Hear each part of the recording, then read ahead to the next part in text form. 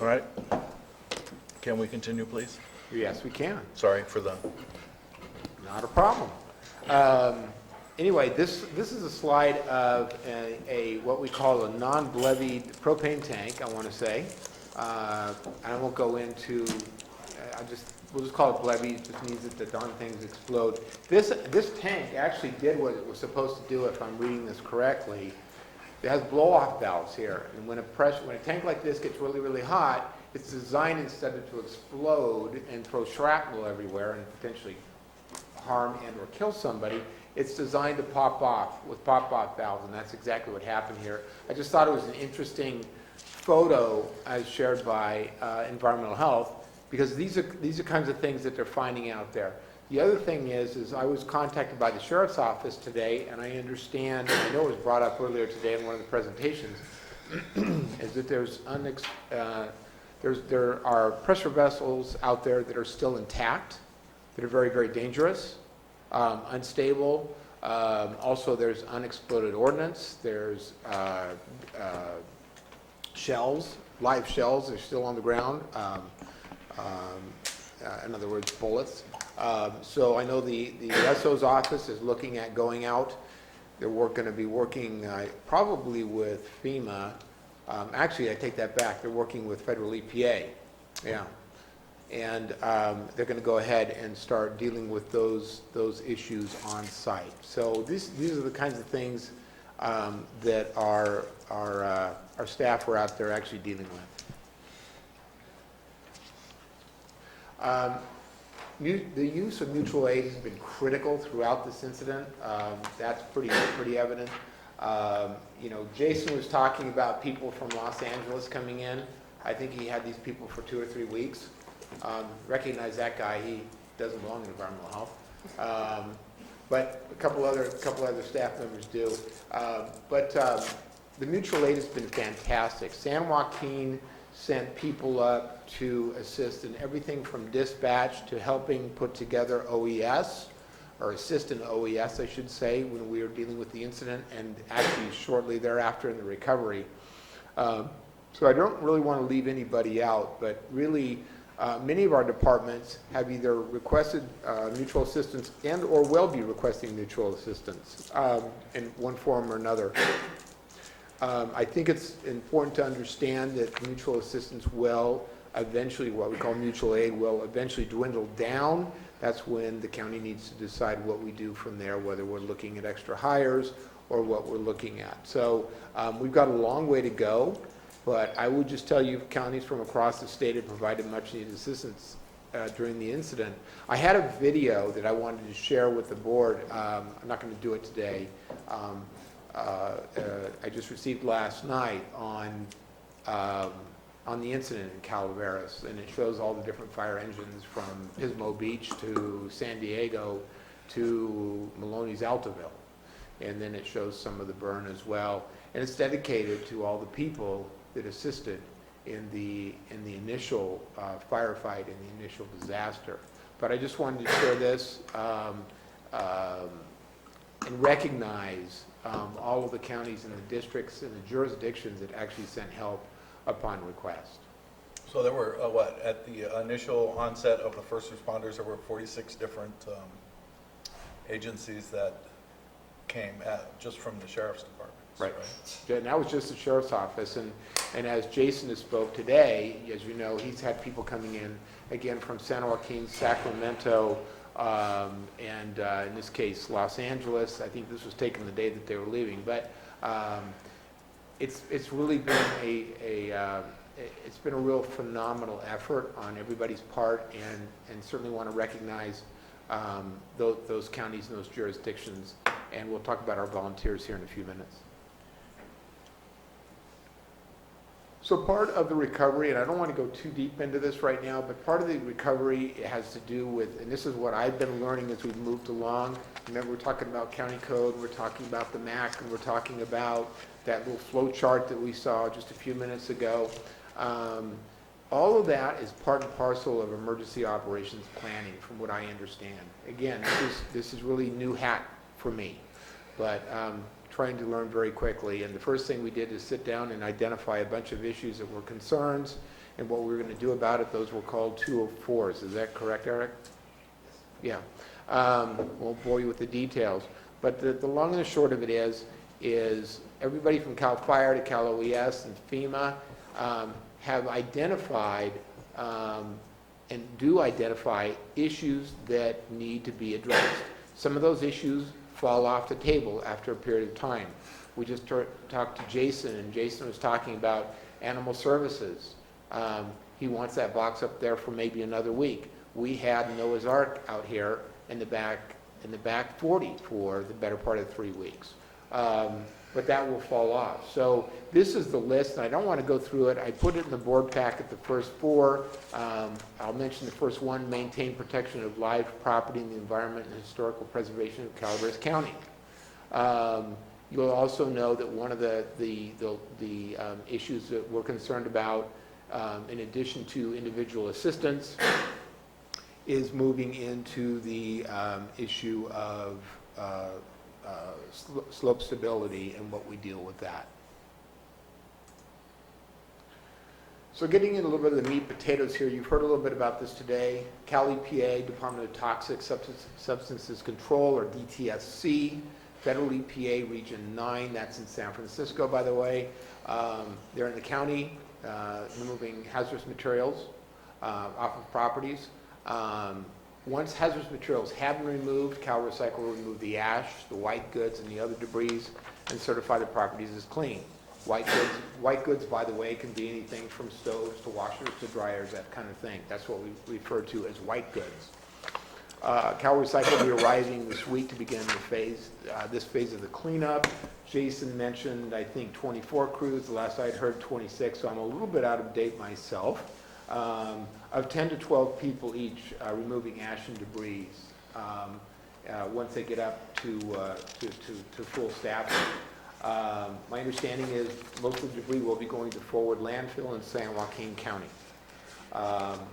Jason mentioned that property owners can clean their own properties if they choose to do so and self-certify the property is clean. That can be everything from the removal of the ash to the rehabilitation of a wellhead, as he spoke to before.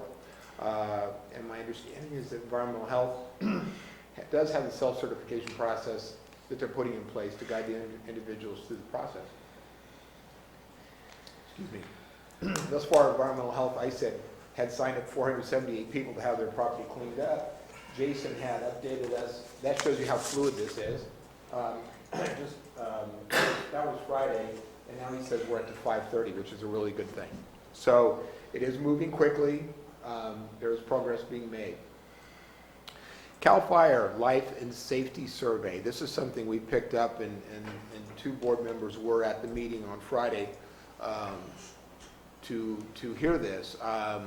They've completed their life and safety site survey, identifying areas that may be feasibly remediated for erosion prior to the arrival of heavy rains. Now, just looking at the outlook, I understand we're supposed to have a good chance of rain this Sunday, I think, Saturday or Sunday. So who knows, what's going to happen and how quickly it's going to happen.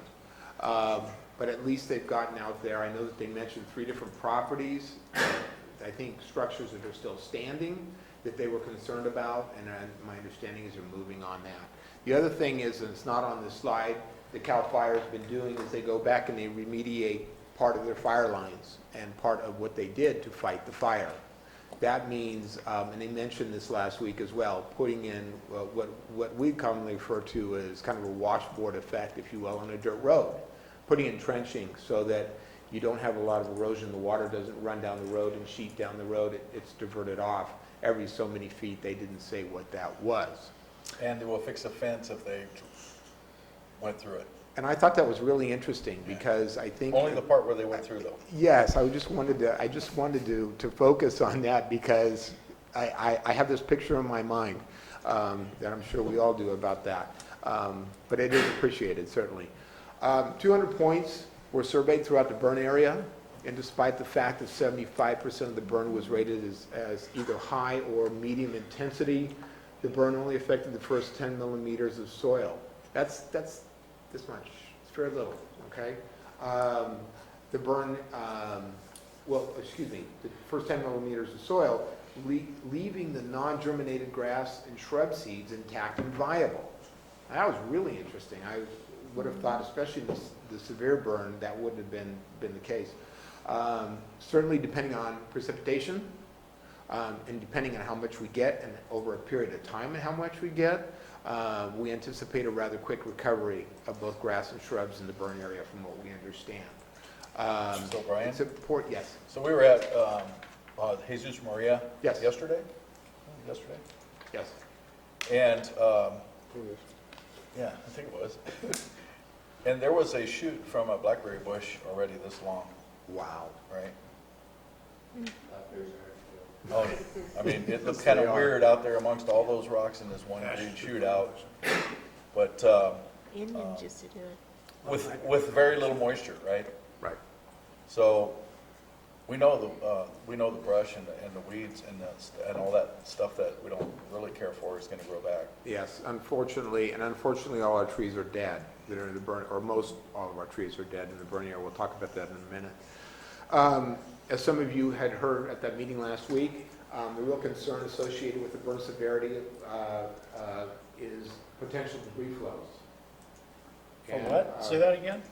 The real concern with the burn severity is that there is a real strong potential of debris flows, meaning mud flows, if you will. In this case, it would be mud, sticks, branches, depending on what happens to be there. The estimated precipitation event of 0.5 to 0.6 inches per hour may trigger this. I think that that's probably an estimate, obviously. Different soils will accept water and some will, some won't. They call it hydrophobic when it's burned so severe that the water just rolls right off of it. So, but certainly I think that our real concern is, as we all are aware, what's coming up in the next couple of months. My understanding is debris flow models are being developed, and that's absolutely critical and it's absolutely crucial, so we know what we're dealing with. The other thing that was talked about... I have a question about that, Brian. Yes. So let's say a model for debris flow is developed in a certain area. Is that gonna, does that mean that property is gonna be rendered by FEMA or anybody else? It's gonna be a flood area? It may be a flood area, depending on if it's in a drainage or if it's in a gully, or if it is downhill from an area that would be impacted by a debris flow. It may be designated a flood area for the purpose of the installation of one of our mobile home units, not necessarily as a special flood area for flood insurance. All right. One of your mobile home units? Correct. Okay, thank you. That's a good piece of information right there. I appreciate that. I wanted to go back to the slide because I had another thought that seemed to fall away from me. So I thought maybe if I looked at it, it'd come back, but to no avail. A little bit more on the Cal Fire Life and Safety. I thought this was fascinating because I didn't know that they did any of this. They are expecting an increased tree kill due to bark beetle infestation, and I was thinking, well, really? We just wiped out all of our trees. But not being the botany person, they did share with us that in fact when a tree is burned, it gives off a chemical by the name of terpene, and this attracts the insect. The problem is the insect shows up, and the two of you who were at that meeting know this. The insect shows up, but they won't eat the dead tree. They go to the live trees around it. So what we need to be thinking about is not only when you're removing the dead trees, but we've got to be on top of things when the beetles are moving in to the live trees around the burn. Now, before this incident happened, the board had an interest in addressing tree kill. So I think that that's going to be, although it has been put on the back burner for obvious reasons, it's certainly something we need to be thinking about because this is just going to increase that from my understanding. I think it's also very, very important as a result of the incident that an emergency exemption from the timber harvest plans is currently in place. That's really very, very helpful. So that people aren't having to jump to yet another hoop to remove trees. Critical, very critical, slope stabilization. We know that immediate slope stabilization efforts are currently underway. The agencies involved in this are many, but I'll name just a few. That would be CAL FIRE, obviously, with what we were just discussing. Our Public Works Department is out there hitting the ground hard. Caltrans, Army Corps of Engineers, and then Bureau of Land Management. BLM will be in the county at the end of the calendar year, from what they're telling us. So, Brian, could you explain where in that process these folks are? As far as BLM? No, as far as the, you said that there's many people out there. Okay, yes, I will attempt to do that. Public Works is currently out there doing work right now. And CAL FIRE is as well, like we were just talking about with their surveys. So you already have CAL FIRE that's actually done the immediate surveys. They're identifying sites that need to be taken care of. What are the highest priorities? We talked about the 3 homes that they talked about last week. I would tell you Public Works is out taking care of the roads, the bridges, the culverts. Part of what they're doing is just identifying what needs to be replaced. So here's an example.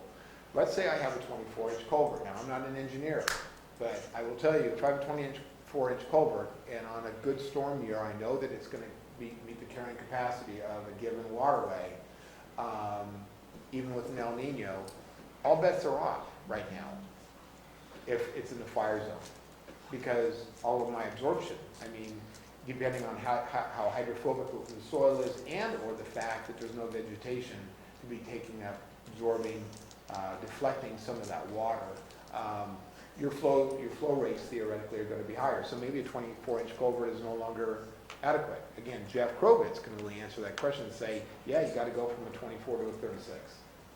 Okay? So those are the kinds of things he's looking at. I can't tell you specifically what Army Corps is doing. I didn't get the clarity on that. Would any of you happen to have an idea? Who's about putting that? out the rice straw? There's folks that are putting out bales of rice straw. Mine, Calaveras, yeah, I think that's NRCS. Calaveras grown. Calaveras grown, and then there's a private organization. Okay. And I think NRCS is also doing some of that, which we're going to discuss here in a minute. Who's NRCS, the National National Resource? Resources Conservation Service, which is the next Okay. next paragraph. But, and then Bureau of Land Management has, what did they say, 12,000 acres? I don't remember what the number was. Yeah, it's pretty close. That they had to remediate. And I think that they had a total of like 71,000 acres, and that 12,000 of that burned severely. Moving on, really interesting. I've been kind of wondering where East Bay Mud's been in this process all along. And so we were informed that East Bay Mud lands weren't actually directly affected. Certainly the watershed has been, but the watershed, you have to understand, is on private property. Okay? So what they're doing is they've secured some volunteers to not only clean up near Electra Road and other private property, they're trying to get around with these volunteers through NRCS. So NRCS is kind of working as an intermediary, if you will, and working with the property owner, saying, can they come on? Can they put the bales on? Can they put the diversions on the property? So I do know that the NRCS is very much involved in that, and they're assisting East Bay Mud as well as others. So again, So watershed protection. on the Amador side, they could use the RCD to do that as well. Correct. That is Because- correct. And it's kind of ironic that we just had the RCD a few Yeah. weeks ago. Yeah. So It's our side that is going to be a real issue for them. that is correct. That absolutely is correct. Finally, the Upper McCullough River Watershed Authority is also assisting private property owners in providing needed materials such as sandbags and against wattles, from what I understand. Could you So- explain about the sandbags and I thought that was really interesting Yeah. because the comment that was made is that it's not the sand, it's the bag. And I know that sounds really simple, but they just basically said, we're supplying the bags, fill them with dirt, fill them with pine needles, fill them with whatever you've got, and that should be sufficient. In other words, the sand isn't the magic. Quite frankly, it's just simply the bag. So I think that's very important, and thank you for bringing that up, Cliff, because the public has to understand that if they pick up bags and they don't have sand, does not mean you can't use them. Especially with the amount of duff in the burn area, the amount of debris in the burn area as far as just chunks of wood, that kind of thing, and dirt and ash, use those bags. As long as they have a mask on. Yes, please. And that's a good point. Personal protective equipment, even though that's not my shop anymore, I've been kind of preaching it from my little corner of the world. Very, very, very important. And I know environmental health has been really good about getting out the gloves and the masks and that kind of thing. So, this is the latest individual assistance FEMA mapping, and I'm going to look to Fred on this one. Well, I can maybe use that to point to a couple of things. This map is intended to just give us kind of an at-a-glance view of the entire county and answer some key questions with respect to implementation of our individual assistance program. So the squares themselves are just one kilometer square, and the ones that are shown in there that are outlined, as you can see this legend over here. If it has a green outline, such as these, it means that there were 1 to 2 residential units that were destroyed there. Blue outline is 3 to 5, yellow outline is 6 to 8, orange is 9 to 13, and red is 14 to 16. So it's a range, but it's the best we can do to try and disseminate as much information as possible. Similarly, the interior color then relates to the number of applicants within that grid. So these are individuals who have registered for FEMA under the Individual Assistance Program, either through our website or by calling the phone number or coming over to the Disaster Recovery Center here. And once again, it's a range, green being 1 to 2, blue 3 to 5, yellow 6 to 8, orange 9 to 13, and red is 14 to 35. So just to take one example, in this box right here, we've got a yellow outline indicating 6 to 8 residences were destroyed, and the interior color, I think that's Red. orange. If it's either orange or red, I can't tell from here, but if it's orange, it means that 9 to 13 individuals have registered with FEMA. The number that shows in there then, which it looks like is a number 9, that is the housing inspector. So we have a contractor that will go out and verify and validate, take information on the actual damages, and they've got a program. They do this right on their iPad, and they make their estimate for the purpose of making that submittal to FEMA. So that the number that is displayed in the squares represents the number of inspections that have occurred within that square kilometer. So that's the gist of this map. It's updated daily, and it's just intended to be an at-a-glance view of the individual assistance program. So you're still having people coming in to everyday sign up? Yes, it's the numbers are beginning to taper off, but we are still having people come in. In some cases, people have to come back in because they didn't have some of the information they needed previously, so they've got to revisit it. And it may be easier for them to come in and do that than to handle some things over the phone or on the internet sometimes. We have the fixed disaster recovery center here. We also have 2 mobile disaster recovery centers, one in Railroad Flat, one in Mountain Ranch. And we have 4 or 5 disaster survivor assistance teams who are going out to do kind of a mobile application with folks as well. So they are those are the door-to-door folks. They're going out and hitting individuals in neighborhoods and things like that. I actually walked with one of them for a while up there off of Old Immigrant Trail. Okay. And there were 29 homes lost there. And we were having a hard time finding addresses up there. Right. They're all burnt. So. Yeah. Very nice lady, by the way. In a lot of cases, we'll be able to locate an address if we've got a cellular signal. But then again, up there we don't have that either. So So one of the things that she told me, and I don't know if you run into this too much, was that she had a badge on, and it said FEMA, and then it also said contractor, right? She was a contractor for FEMA.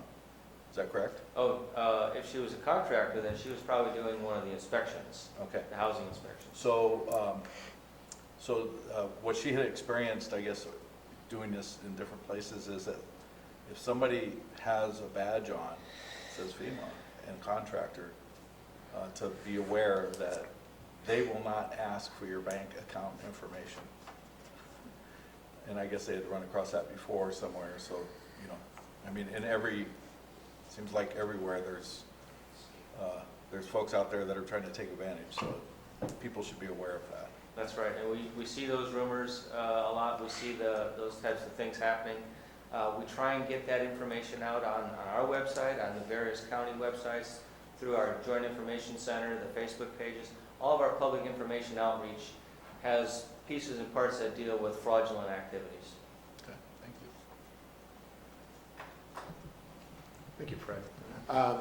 I've sent a couple of these to the board, and I did my best to explain it, but certainly not to that level, because I'm still figuring out as well.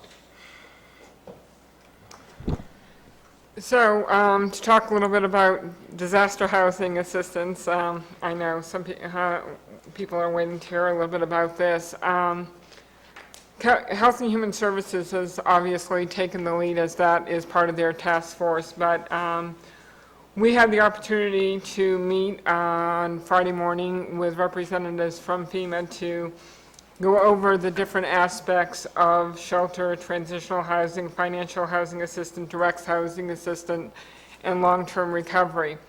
And it was really interesting. The people were very knowledgeable and provided a lot of information, and hopefully I've gotten all this straight, because there was a wealth of information given to us.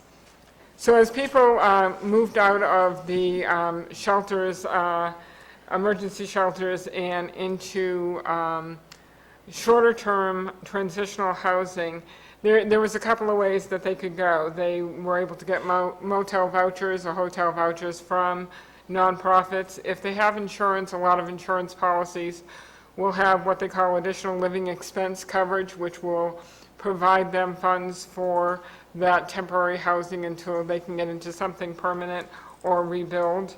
Or if they, residents have registered with FEMA, and trust me, to me, that's one of the most critical things. And whenever I run into somebody and I find out they've been affected by the fire, the first thing I tell them is, have you registered with FEMA? Have you gone to environmental health for right of entry for cleanup on your property? In fact, I ran into a woman who lost her house in Mountain Ranch while I was having my oil changed, and of course asked those questions.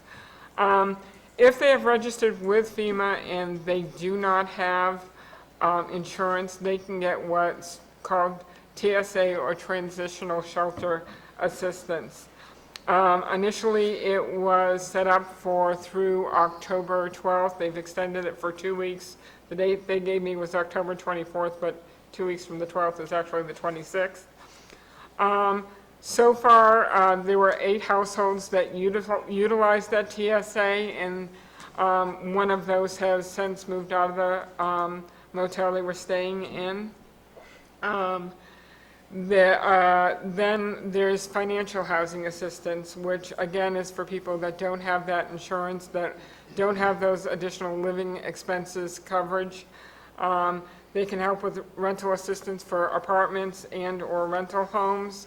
Obviously, this county doesn't have an abundance of those, so those are challenging. Or putting campers and motorhomes onto their property once the properties have been cleaned. And I'm going to go into a little bit more detail on the direct housing assistance. If you want to do the next slide, Brian. Thank you. So according to FEMA, their manufactured housing mission was approved for the Butte Fire victims on September 30th. They look at, when people come in to apply, they look at what those, whether or not they have eligibility. There's certain things that will require, they will look at for eligibility. One is whether or not they have insurance to repair or replace the home.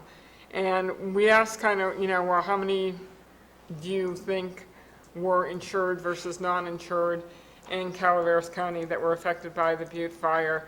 And they were thinking about 50% were, it was about a 50-50 ratio. Really? Is that high? That was their estimate when, in taking the applications. They had received, from both fires, I believe it was about 1,000 applications, or requests, through this, and estimated about 330 of those were for the Butte fire. So another eligibility requirement is that the home has to be destroyed or has incurred more than $17,000 in damages, and that there are no available rental properties. So what is the process? The application needs to be made through FEMA. They send out inspectors to inspect the damages or the loss of the home.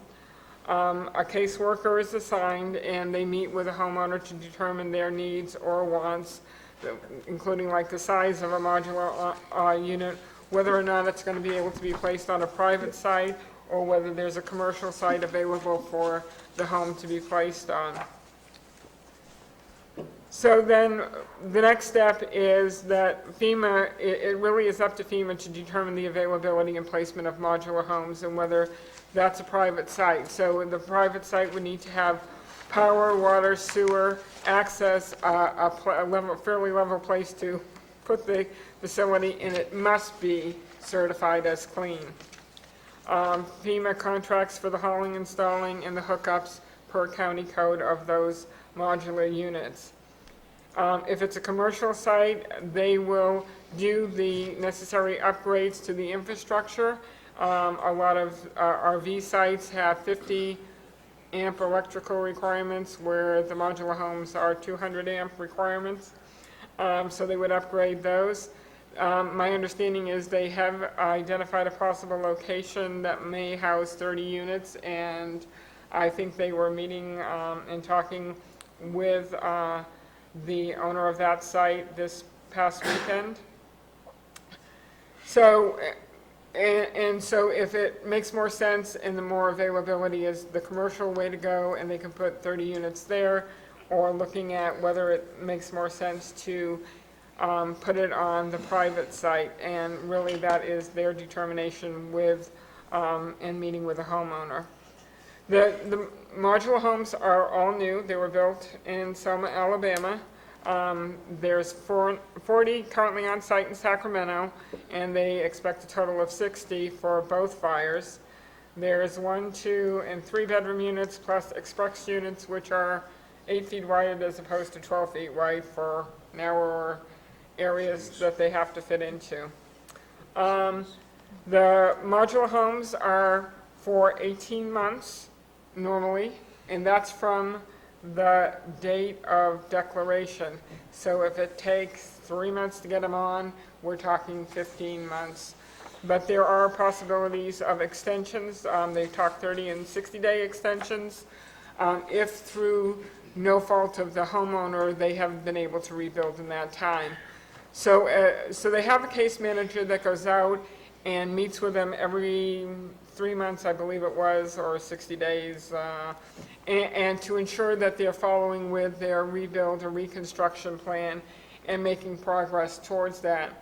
But because we're a small county that don't have a ton of contractors, if for some reason they have a delay being able to engage a contractor, if they can provide that information to FEMA or their caseworker, then that would be considered something that's not a fault of their own.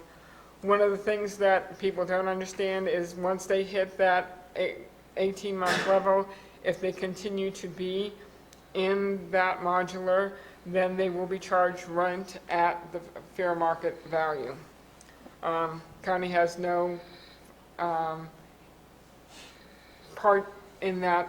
It's up to the FEMA to make those rent collections, and the county really has no role there. So as mentioned, the county residents impacted by the fire, there were 1,000 requests received for both fires. They estimated about a third of those for the Butte fire, which would be 330.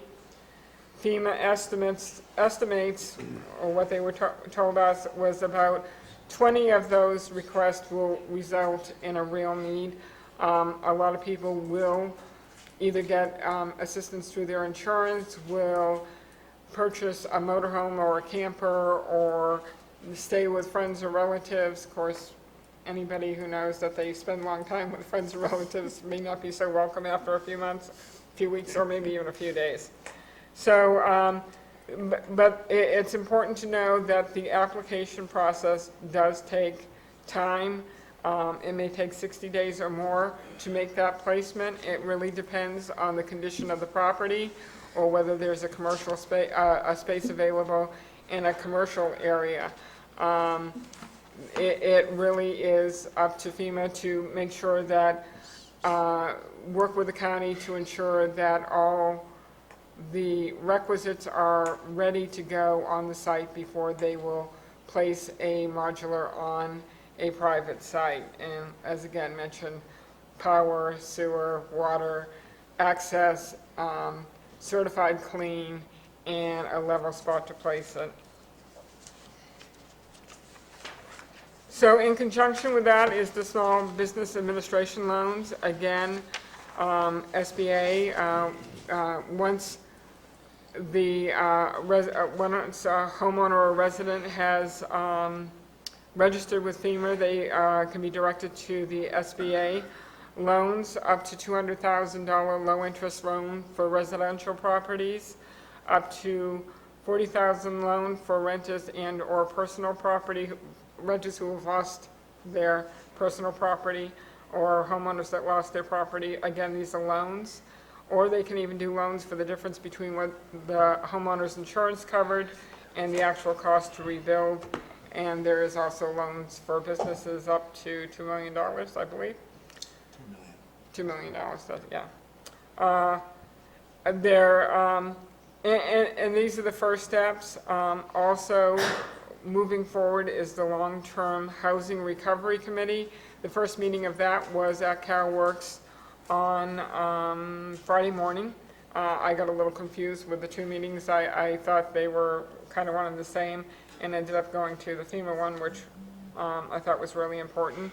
In addition, there's been conference calls every Friday afternoon between Cal OES, FEMA, Lake County, and our county to kind of work through some of those needs. As we get into the Long-Term Housing Recovery Committee, there are volunteer organizations and nonprofits that help in the rebuilding efforts, Catholic Charities, Mennonites. There was a number of that they mentioned about coming in and actually helping with the rebuild process. There's also a Long-Term Recovery Committee where we'll have some help with federal and state coordinator, and it will support multiple functions, some of which are community and capacity planning, which is through FEMA, economic recovery with assistance possibly or overseen by the Department of Commerce, social services, housing, and there's different agencies that can help the county. But and one of the things we had a meeting with last week was a couple of gentlemen from FEMA that kind of talked about the economic recovery process of Calaveras County, what it was that we saw long-term that would have the impacts on our biggest drivers for our economy. And we talked a lot about the tourism, the agricultural, the wine industry, et cetera. And I thought there was a lot of real good information exchanged at that. Schools. Schools are going to be impacted.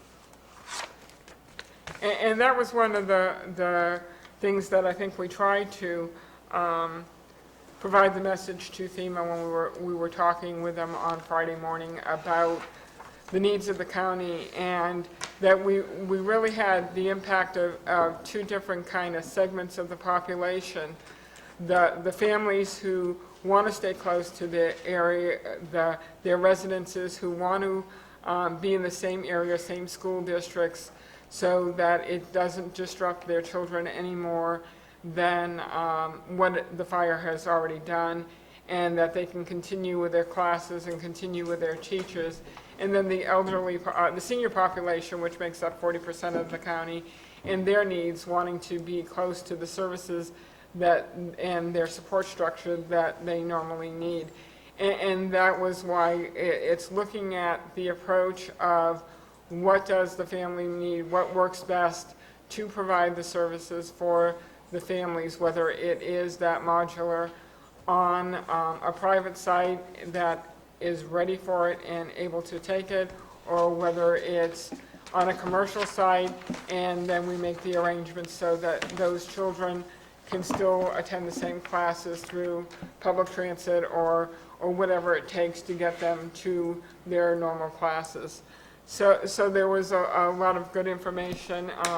Again, it's not a quick process because the requirements for the FEMA on private sites is a certified clean site, as well as everything else. But I thought it was a really good meeting, and the ongoing long-term recovery meeting will continue to go on, as will the conference calls on Friday afternoons. Any questions on this? Okay. So we can go on to some of the financing. So if you'll recall, at the very beginning of the fire, we heard that we were eligible for the Federal Fire Management Assistance Grant, or FMAG. We also came to the board to approve an application to the California Disaster Assistance Grant Program. And so for the during the emergency response time, while the fire was ongoing, while efforts were concentrated on putting out the fire, making sure everybody was evacuated safely, etc., the FMAG grant covered 75% of eligible expenses, and CDAA covered about 18 3/4, or 75% of the remaining 25% of those costs, with county costs being about 6 1/4. Obviously, if there were expenses that were incurred that weren't for some reason deemed eligible, then those county costs would be 100%. So those are the costs from September 9th through October 2nd, when the fire was deemed contained. From October 3rd on, initially what we thought we were dealing with was just the CDAA grant to help support the county, which would have meant 75% cost of the eligible costs would have been covered by that grant program, with the county having to take on 25% of the eligible cost. Fortunately for us, well, as you know, on September 23rd, the presidential declaration came through for individual assistance that provided a number of programs to help our residents who lost homes in the fire, up to $32,900 for the fire victims. Obviously, not everybody will get that full benefit. In fact, FEMA told us the average was about $5,000 per family. And if there is a direct housing element where they put a modular onto a property, the cost of that does not impact that $32,900 for the disaster assistance. On October 8th, we received the presidential declaration for public assistance, which, I don't know about you, but I had a big sigh of relief. And that, again, covers 75% of the eligible cost, making CDAA cover 18.75 of eligible cost in the county, picking up the other 6 1/4% and 100% of non-eligible cost. A couple other things that I didn't put on the slide that I think the board needs to know about is Brian and I had a conversation with RCRC, and one of the questions they had, they were trying to develop a grant to help in cases like this of disaster in rural counties or in counties throughout California. And so I know that a representative from RCRC was at the meeting at Health and Human Services on Friday morning to provide that information. They were trying to get some feel from us of what they could do and what that could best look like, and we suggested that they attend that meeting. Also in that case, because it has been mentioned about legislation waiving that 25% match for CDAA, we kind of asked RCRC if that would be something they would be willing to support if Lake County and Calaveras County went forward with it. And what was interesting was that they said, you know, yeah, no problem, get all the counties together that have experienced this type of disaster, and we can put the legislation forward, and it usually flies through the legislature, it usually flies through the Appropriations Committee, and passes with no problem. However, what they did say that Governor Brown has never signed one of those bills. So it usually dies on the governor's desk, is what we heard.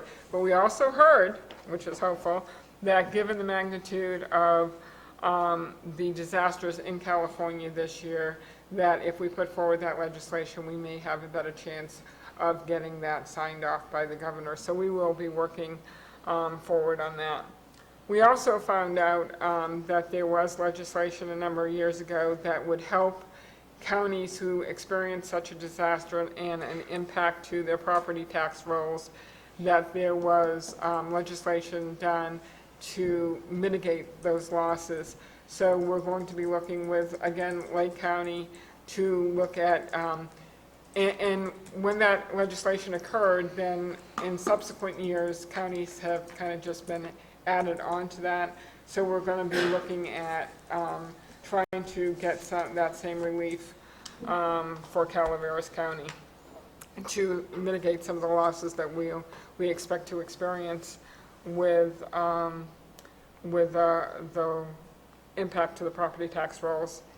And then towards the end of last week, I received a phone call from Chief Josh White with CAL FIRE, and he wanted to inform me that the $280,000 dispatch contract that we have with CAL FIRE that they do every year, CAL FIRE is waiving those fees for 15-16.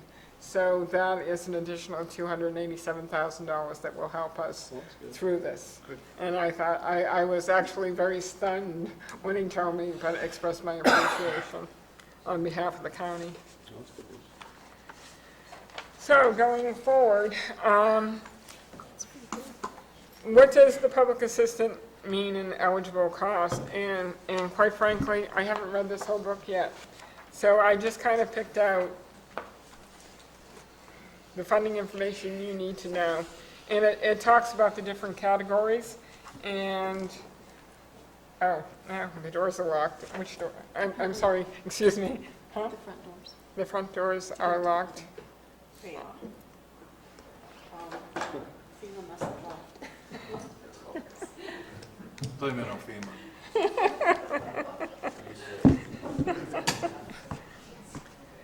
So there's different categories regarding, and I just mentioned the ones, and I, quite frankly, I took them right out of the book. And we will be meeting, there is going to be applicant training for county, other agencies, and nonprofits in the coming weeks. Tentatively, the FMEG and CDAA were scheduled for sometime in the last week of October. We still don't have that addition, and there'll be also training scheduled for the FEMA public assistance. So we will really have a good idea of what the nitty-gritty of the claiming process is, what those costs cover, and we will be inviting all those agencies and nonprofits that will be affected and will be wanting to make application to at least the meeting with FMEG and CDAA.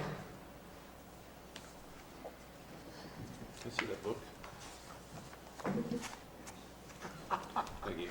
Shirley, if you'd like, I can just elaborate just a little bit on the PA. I would appreciate that greatly. So category A and B are considered the emergency phase type applications. We've got both of those. We've actually got A through G. We don't have H for this disaster. But the C through G is considered permanent work. Those are repairs to or replacement of structures such as bridges, buildings, utilities, things like that. It's all public. It's not private. So anything that's private, does not fall within there. For the permanent work, there's a requirement to do a project plan, following all of the normal bid process and everything that you would, just as if you were building something. We won't build it better than it was before. We will only replace it in kind. So we're not going to build a newer, better, bigger bridge, but we may build the same bridge that was there prior to it being destroyed. Even if it's like 1930? Yes. Good. Well, we would build it up to the current code. Okay. I'll say that. But we won't make it, if it was a 2-lane bridge, we won't make it a 4-lane bridge. Okay. The debris removal is That's not typically, fair. is typically limited to public lands. We don't usually pay for debris removal on private property. However, in this case where there is a potential hazard, it is part of the process. So we will include debris removal. We're reimbursing for the activities that are going on for the debris removal on private property. It's fairly limited. Our biggest challenge with it, I think, is access. It's not so much the volume, it's accessing the sites. The emergency protective measures, we should be able to fund a considerable portion of the best management practices that Jeff wants to implement on private land, or in areas that if a debris flow were to impact a structure or a roadway or something along those lines. So it's very limited for private property with that exception. If something could happen there and it could impact public property, Okay. or it could be a life safety hazard. Those are the types of things that we would reimburse for. The applicant briefing is scheduled for the 28th of October. Okay, I haven't heard that yet. They'll need to work with you to find a location and nail down a time for it.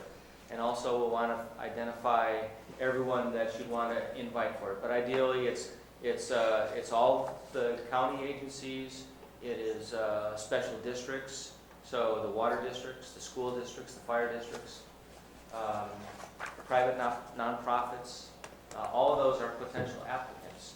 So they would all want to be present at the applicant briefing, which is conducted by the state. Mhm.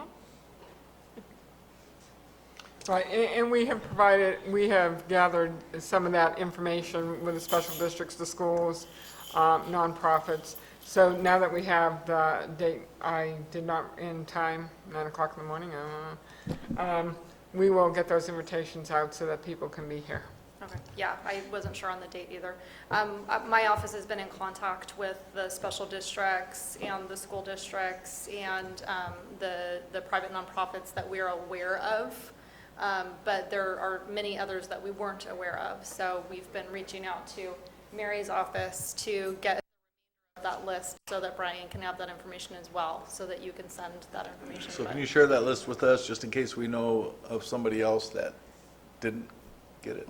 We can do that. So they are aware that it was going to be coming up. So we just made sure from day one that they were doing very similar things that we were doing, which is tracking every single cost that was attributed to this disaster, making sure they were keeping track of their time, making sure that they were, following federal procurement procedures.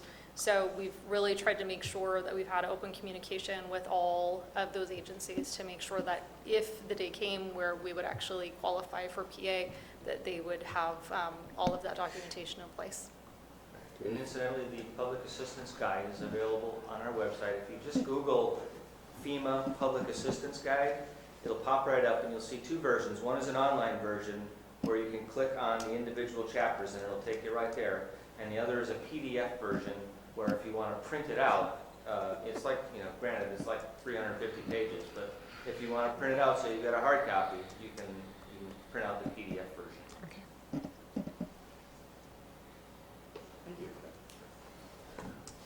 Okay, real quickly, I put this one in. This is something that was supplied by Jeff Krovitz last week. These are the estimated costs on Mountain Ranch Road, Railroad Flat, Sheep Ranch, Frico City, and Jesus Maria. These are preliminary numbers and estimated costs, but it just gives you an idea of the kind of dollars we're looking at and why it's so critical that we did get the PA. So those numbers total up real quickly. so well over 4 million. So just wanted to bring that up. I have a question for one of you guys. Long-term, because it's such a big area, there's going to be maybe some equipment needs and things like that. Is there any funding that you guys are aware of for some recovery from that, or some kind of grant funding or something for it? Yeah. Well, we're going to be, we're probably going to have equipment for chipping and things like that, because got a lot of chipping to do, apparently. And Yeah, my understanding, and I was going to get to this, we're going to have staff, I think they were on the ground today, but obviously weren't able to connect with you guys, but staff from our public assistance branch here on a continuing basis beginning tomorrow, and they can help work through some of these. I think generally, yes, if there's equipment extraordinary costs associated with the recovery, we'll work to try to capture as many of those as we can. But I'll look to our experts when they're on the ground to work directly with you guys to give you the specific question, any nuances with it. Yeah, and Jeff Krovitz and those guys, they'll know more than us. But this catastrophe actually impacted some of the equipment we have currently. Plus, they're going to be reaching for more for sure because of the volume that it's going to, and we don't want that to go unmanaged. Nobody does. Well, Really. certainly the losses you experienced as a result, in terms of equipment, those would be reimbursable, and we can look at what's being purchased moving forward. Okay. Let you know. Thank you. Yeah, so that's the other part that we've been having departments keep track of the equipment that they have been using during this disaster, because we can recoup the usage time for that equipment. However, in terms of purchasing equipment, if you go through the guide, really for federal procurement, what you want to try to do is, use what you have. If you don't have that, are there other agencies that we can borrow equipment from? Outside of that, rent the equipment, and worst case scenario would be purchasing. So that's where we have looked at every possible scenario between my office and the administrative office to ensure that if we are using our own equipment, we're keeping track of the hours that it's being used so we can recoup those costs. And then if there's additional equipment that needs to be purchased, which there have been cases even up to, to date, that we've had equipment that we've had to purchase, then we're keeping track of all that as well. Right. And case in point, the assessor's office said they needed 2 four-wheel drive vehicles. We kind of did some shuffling around and passed off the one that we had in the administrative office that the library was using for book delivery to the assessor's office. Probation loaned one to the assessor's office, and then Health and Human Services replaced the one with a non-four-wheel drive vehicle so that the library could still make the delivery of books. So we're trying to be as creative as we can be and use the resources that we have, but obviously there will be instances when that won't be possible. I think a good rule of thumb to follow is the most cost-effective manner. So if you want to buy a new four-wheel drive truck, we're probably not going to buy you a new truck, but we might reimburse you if you rent one. Or if you contract for a piece of equipment. So bear that in mind and ask yourself that question: is this the most cost-effective way to achieve this goal? It's the federal government. Yeah, I understand that, but I also understand that the equipment has been taking a beating too through this, so there is Right. loss of life on it as well. Yes, and repair or renovation of equipment would be an eligible cost. And perhaps replacement if it was destroyed while it was being used. But once again, there's just so many variables. You've got to really ask the questions, and I would say make sure that if it's your desire to replace something and be reimbursed for it, make sure that it's eligible before you do it.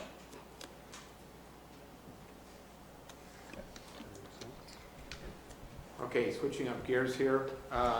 I just want to recognize all the volunteers in addition to the mutual aid that I talked about before. You know, we had PG&E and Cal OES and FEMA obviously here today, DTSC, Cal Recycle, et cetera, Red Cross. Local fairgrounds, a big player in this. I know that Supervisor Ponte will attest to that. I know that you probably was practically living out there for a few weeks. And, you know, the community has and continues to raise to the challenge that has been set before it. And I think that's probably, I don't know if that's unique. These gentlemen see these issues all the time. I just know that I'm pretty proud of this community because they've really stepped up. You know, we talked about we've got the Resource Connection and Calgary's Community Foundation we've talked a little bit about. You know, setting up the temporary kennels out here. I think PG&E supplied the fencing and the volunteers set up tents and housed animals and we're out there for 24 hours a day. They didn't think anything about it. I imagine that was happening at the fairgrounds as well. And these aren't people that are paid. These aren't people that are required. They weren't even necessarily requested. People came out to help, and they continue to help. So I just want to recognize the volunteers for all that they've done to make this workable, because quite frankly, without them, we would not be in nearly as good a shape as we are in. Shirley, this is communications. Sorry. We kind of talked a little bit about this earlier. We do have public information officers in place. They have been doing a lot of press releases, updating the county website under the Butte Fire webpage. They created a Butte Fire Facebook page to try and get the information out, because nowadays social media is such a big part of our world. As I mentioned, they're doing a trap line, which I had never heard of, but obviously it's a good way to get information out when there aren't the normal resources, there aren't the online ability, and that's just having somebody run with those hard copies and posting them on bulletin boards and sandwich boards throughout the affected areas.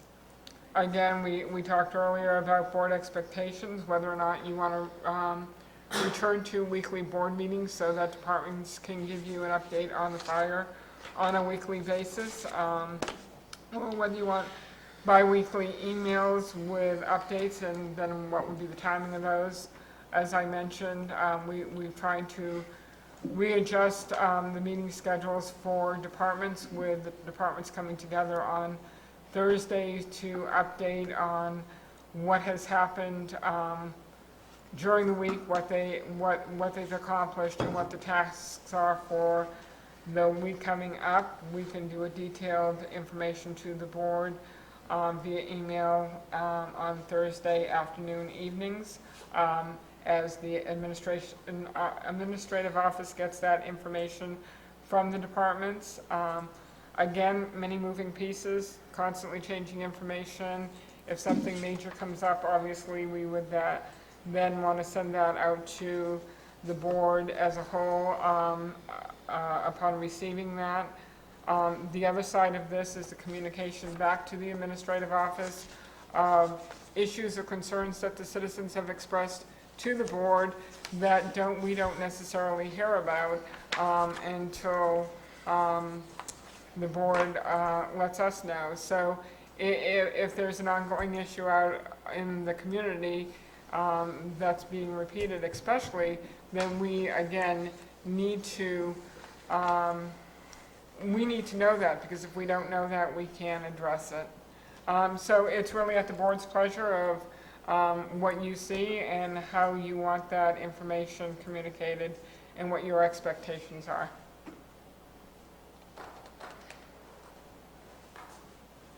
Okay. Anybody want to start? Is the presentation done, or? No, we got a couple more. Are we Okay. still on presentation or discussion of what the board desires? Whichever the board desires. Why don't you go ahead and finish it up? Okay. This is really easy. It's clear it's going to be a long-term recovery for the county and the citizens. The county will need to staff up as temporary positions as mutual aid and with temporary positions as mutual aid, and it inevitably wanes. All county departments along with the board will be engaged for the long term. Very, very important to recognize that. And I think everybody in this room does. Picture paints speaks 1,000 words. This is just a snapshot, I believe, that our building official took. And most of you have already been over the area. You've seen what this is. Remember what I said about, I didn't plan on even talking about this, but remember what I said about this. We've got some live trees in here that might actually survive, but because of the trees that are burned, expect potential bark beetle infestation as a secondary hit to the timber, okay, or the silviculture. So, what I would do is I'd caution everybody. I would say that we are making progress, and the full recovery from the Butte incident is likely to occur over a period of several years. I would like to acknowledge county staff, department heads, in addition to the volunteers, mutual aid, et cetera. Everybody's been really outstanding. Everybody has stepped up. If it's needed to be done, they've been there. And so, just from my perspective in my little corner of the world, I think your staff and I think your department heads have done and are continuing to do a very, very good job. So that does conclude the presentation. Thank you. Good presentation, Joe. Thank you. And I would like to acknowledge the board. I think you guys did a good job too. Because I worked with, well, I know Debbie worked at the Angels at the fairgrounds for the whole day, for the evacuations, the whole time the CAL FIRE was up there. That was pretty stressful for her. I am absolutely sure of it. And Michael was with me until he got sick and then had to go into the hospital. Steve was there sending out information, and Chris has been holding meetings up in the District 2 and meeting with people and holding town hall meetings. And the first town hall meeting was at Mount Ranch, which was a really good meeting. Shirley was there, and so was Jason, and you guys were there too. It was actually a way better, less angry meeting than I thought it was going to be. And all that has to do with Chris's approach to the folks and communicating with them so well. So my hat's off to the board as well. Thank you. Thank you. You did a great job also. So, so we're back to, you want to take the other slide back? I also would like to acknowledge, obviously, Cal OES and FEMA as well. That's been absolutely critical for us. I didn't see any issues with any of the agencies that came in to help us. I thought they were all great. I agree. And still are. I agree. Very responsive. I mean, it seems like every one of them was trying to do exactly the best that they could do. I mean, look at PG&E put in, was it 879 polls in 7 days? That's pretty amazing, actually. And I think you were here, about the third day? Fourth day? Somewhere around there. I got pictures. And, My staff was here the first day. yeah, your staff was here. I mean, just really a lot of support, a lot of help. Certainly appreciate all of that. It's pretty trying time for everybody. And, I think everybody, staff has been great. All of the county employees have stepped up. There's a lot of folks here that lost their homes too. And I think that if you look in the community, the fire departments, I think there was a good number of the people that were out fighting fires lost their homes too. One of our deputy sheriffs lost her home while she was evacuating people. So, you know, there's a lot of give in the community. And so how do we come out of this hole and come out of it to where we're better than we were before? That's the question, I guess, and that's kind of what I'm after. Can I jump in here for just a minute? You know, one of the things, I've talked to both Cal OES and FEMA and Cal Fire, say both, all three of them really, and I think that there will be, at the appropriate time, there will probably be a debriefing by those agencies, and I would request, if they're amenable to it, to debrief to the board in whatever format they think is appropriate, so that indeed we can come out in a better situation than when we went into this with. So I absolutely agree with that, Cliff. All right, so I guess how do we move forward? You know, I admit I've been pretty frustrated for a couple of weeks, largely because I'm reading county code and I'm not seeing exactly, you know, it being followed according to what I thought county code was, so that could be an issue all of its own. I've requested repeatedly to be involved and haven't had the chance to do that, so I would just like us to follow what is currently in place, and then I think we'll be just fine. So that's how I feel about it. Well, I think, you know, part of what I see is this, the code itself is antiquated and outdated, in my opinion. It's from 1975, and it hasn't kept up in today's world. When county council sent me what is it? All the MOU. initials, MOU? The EOP. EOP, thank you. You know, I really got glued to that. And you know, I'll go back a little bit. I digress a little bit. You know, being on city council and went through the Darby fire and the Old Gulch fire, I really saw this plan in action from the county's point of view, or as the county leadership. And that, you know, much like the fire camp at Frogtown that I witnessed, working out there. You know, it's a very structured environment. People have roles and responsibilities. They have positions, and you get in and they know what to do and they do it. And that's what I've seen through these three different organizations.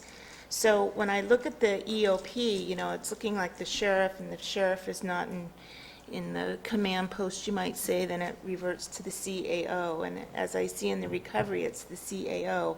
I look at the board as, you know, we're the policy makers. And I look at the staff and people in the EOP here, you know, this is their job, and this is what they do day in and day out. And as a board, we are that liaison to the community, and, you know, how best to communicate what the staff is doing, you know, and then we come back to say, this is what the community is saying, and try to find that happy medium. That's how I see my role. I did not attend any of the MAC meetings. I was honestly afraid of the perception of Brown Act violations. I didn't want to be in that role. I didn't think the board members needed to be in that role. I found my niche in what I needed to do for what I felt was a responsibility to the community, and my role in what I did at the fairgrounds. But what I did find in all this is that communication tool. When I attended the CAL FIRE briefings and such, you know, they had PIO staff. It seemed at one point there was as many PIO as there were firefighters who were there manning it. They went out in the community, and whether it was a map or a briefing or every day, you could depend on a press release, and people really got to looking forward to that. You know, granted, even during the fire, there was 100 moving pieces all at the same time, so it was always hard to have the most recent up-to-date information no matter where or who you are. But the fact is that there was a process in place that you could depend upon. In that communication that came every night out of a briefing, there was a press release. And then, of course, internally, they had their meetings and such. And when I look at this, it's very much similar to that. And as I look at what we need to do, one of the things I see is, during this time, because there are lots of moving pieces, maybe our board meetings need to go to a weekly. I know that kind of compounds staff and the process of getting things together there, but maybe it's that board meeting that we are, again, this is very useful information. This probably couldn't have been presented a week ago. We're just now at that point of being able to say, okay, all the players are on the ground, and, we've had a few days here to do this, we've had a week to do that, and now we have some data that we can truly report on and get feedback on and this sort of thing. And I think we're going to be seeing that as we progress and moving forward on, again, it's going to change. What we know today is going to be different tomorrow. And maybe if we had that weekly meeting, that's where we hear this kind of update. It's where the community can come in and say, hey, I'm really upset about this, or I really like this, or have you considered that? And I think engaging the community in that way would be helpful at that kind of weekly forum. The other thing I see is through our public information officer, if there is a more frequent press release that goes out, whatever it might be. There's lots of different things that I think, sometimes press releases try to include 15 things to where maybe one press release to deal with one subject matter is released on somewhat of a daily basis. Different topics that are coming forward, whether the board members are communicating to the admin office. These are things that we're hearing, and maybe if we had a communication piece that goes out, the press release, I don't know if Facebook's such a good thing in this day and age, whether it's the website, I think that is a good communication tool, as well as the PIO out in the communities. It was mentioned earlier today, we heard a lot about Mount Ranch. I'm thinking about Moke Hill and Glencoe and Rebel Flat and West Point and, God, all of District 2, and different ways of how people communicate and going to the site, and whether or not it's the communication board or whatever it might be. Much what CAL FIRE did, in my opinion. There's a communication board in Angels Camp. Who would think, why it's there in Angels Camp at one of the local markets? And when I look and talk to people, it's like, well, there's a lot of people from that area of the county who go to Angels Camp for services. So it's just another way, it's another avenue. So we might have them in more in just the actual Butte Fire area. It might be, we do have something in Valley Springs and San Andreas and so on and so forth. So that's kind of where I'm coming from. I think our code is very antiquated and outdated. The EOP has been in place. It's been used for several different incidents. It follows that whole CAL FIRE organization that I saw, and I think we need to build upon the EOP and, change the code to reflect what the EOP is, because that code to me is antiquated and, archaic. I just find this is a much better organization piece for any kind of emergency. And again, I'll say this again, as a board, I don't think our role is to be involved in the day in and day out processes. That's why we have staff, and encouraging and supporting staff to do their job. We're policymakers, and we need to hear from our constituents, concerns that they have, and bring that forward out in this kind of forum. That's my 2 cents. Okay. Well, I agree with Supervisor Ponte in several areas, but there are areas that I disagree with. I come from a different background.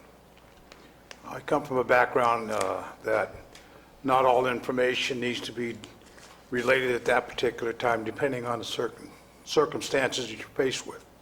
That's when you're investigating crimes or doing major incidents involving public safety and lives of people. Oh, wait a minute. We just had a fire. That's public safety and lives of people. We do have a PIO. We just recently have it. I don't believe that we're utilizing our PIO properly, but I got to give that person a chance because she's only been on the job, a week, if that. So I think we need to determine what the PIO should be doing to assist the general goal that we're heading towards. I am a firm believer that the people that make policy should be aware of what's going on, even on a day-by-day basis, even on an hour-by-hour basis. And I say that because I did spend time in that emergency operating center during the most crisis part of this particular event. And there were decisions being made that weren't done in a timely manner because there were established procedures. And that's the way people did things in those organizations. I'm not part of that organization, but as a leader in this county, because exactly what supervisors are, we are held accountable for what happens, whether or not we have involvement, but we need to have the answers. Now, I can honestly say that every member of this county government in this crisis, I believe, has done their job far beyond the normal requirements. And I believe that they will continue to do so. I'm very proud of these folks. But then again, I also have sat in that room with my ears and my eyes and saw what happened. And as a result of some of those situations, my influence, especially that of Supervisor Edson, changed the outcome of something that could have been more disastrous than it was. And it was done within our means by political pressure, applied by phone calls, by contacts, things of that sort. Now, to say that CAL FIRE didn't do their job is incorrect. To say that the responding agencies, law enforcement agencies, and all the agencies involved, everybody did the job to the best of their ability, and thank God we didn't have a much more serious situation than we have right now. I believe we should be engaged. The Board of Supervisors should be engaged, not all the board, and once again, recognizing the Brown Act restrictions and things. But we need to have an active part in those particular areas in crisis. Now they're in a recovery mode. Now it's most important. We have to change hats as supervisors because now we're going to be talking to the folks that have been displaced. We're going to be fielding those phone calls. We're going to be out there in their districts looking at their burned out foundations. And we're going to be answering those questions that we better have the answers for. The old cliche right now in this particular situation of I'll get back to you will not suffice. And I think we're on the right road of getting that information by this presentation. Unfortunately, there's not 500 of us to do that single job.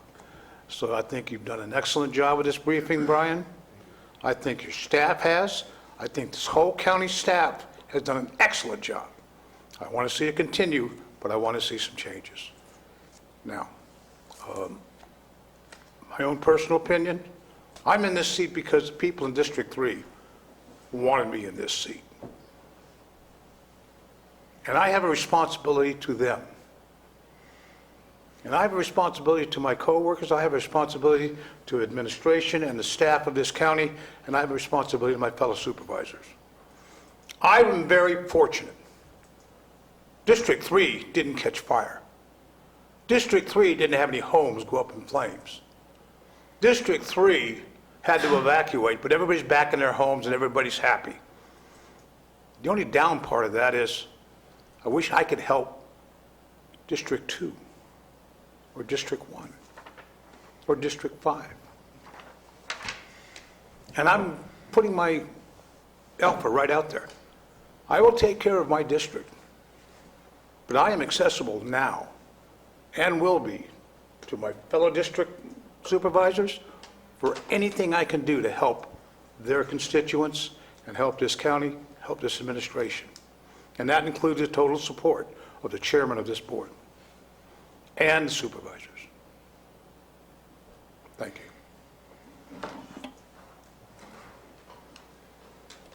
Hard to follow that.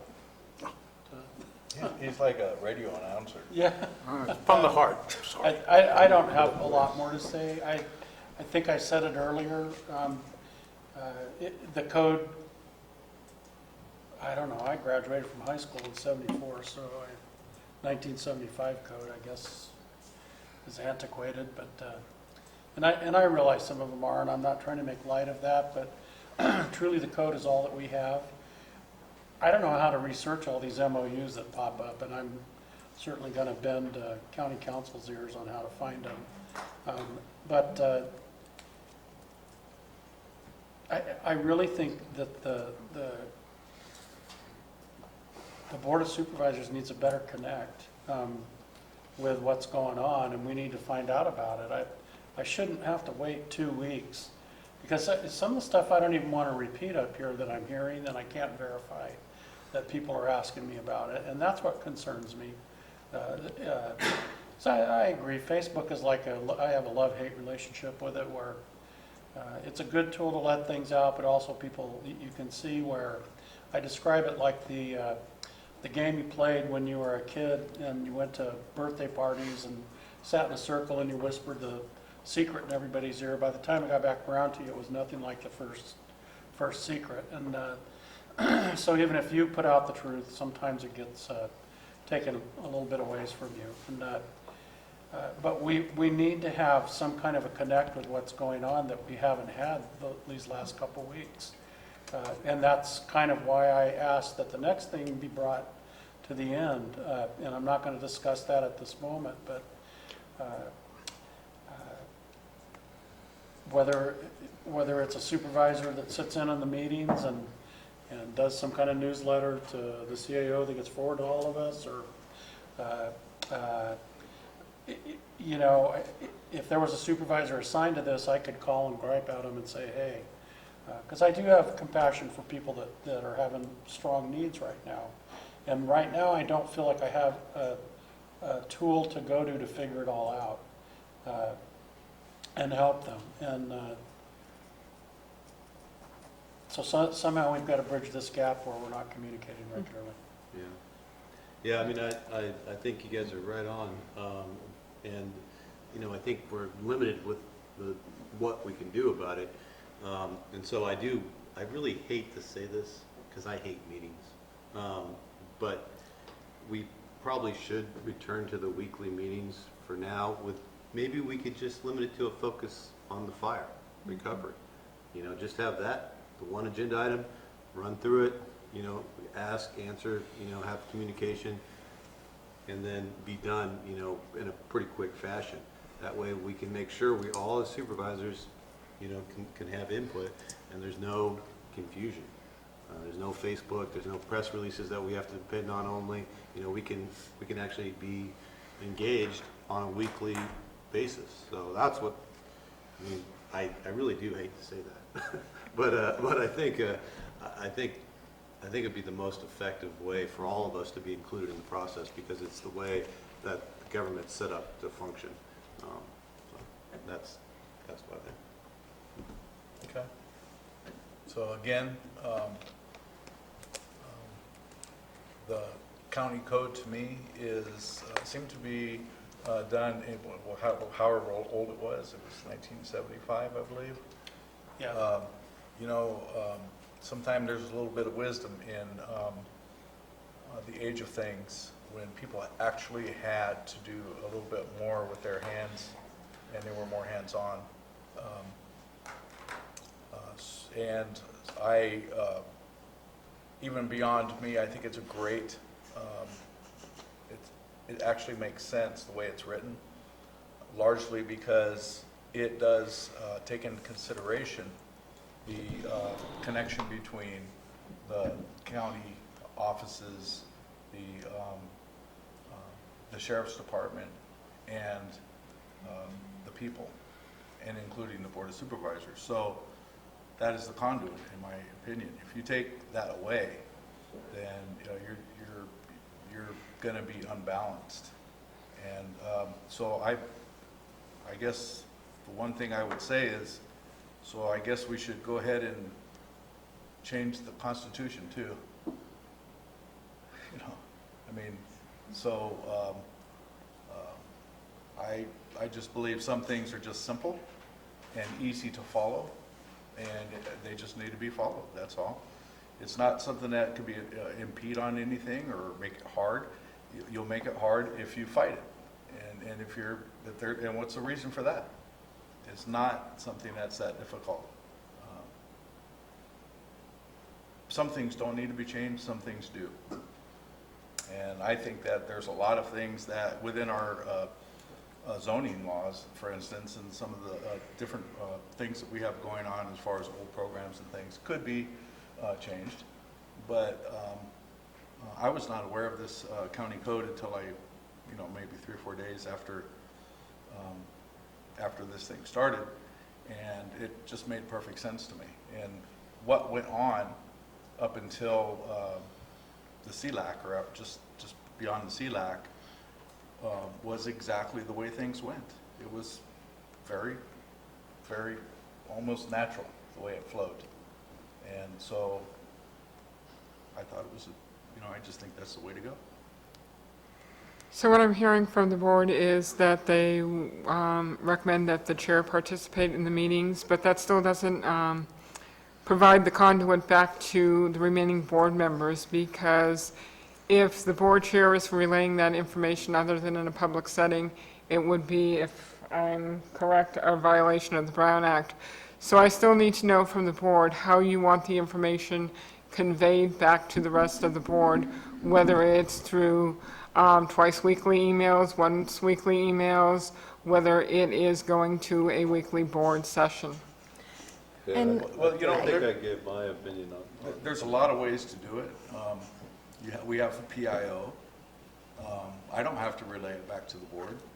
It's already being done in a lot of cases. We have press releases, county website, the Butte Fire Facebook page, the trap lines, But correct me if I'm wrong, Chair Edson, that the issue was that the board did not feel that the information was being communicated, and the question arose as to how to better communicate the information to the board timely.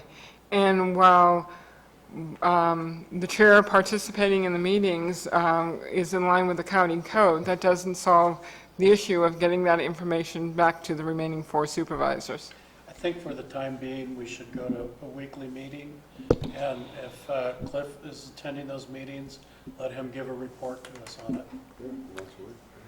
And I would like to clarify, or I would like direction from the board as a whole, because currently we have a board-adopted EOP, and we have an MOU that delegates the function of the disaster council, that delegates the function of this committee that was created by our code to the MAC. So if the board as a whole is directing staff to come into compliance with our county code, am I hearing correctly then that the board would like staff to bring back appointments to this committee and also a termination of the MOU And the EOP. Why would you have to do that? and the EOP? And we would have to rewrite the EOP to be in line with Why would county you have code. to do that? Well, because right now it's not clear who all is on the disaster council. Right now, it delegates it to the MAC.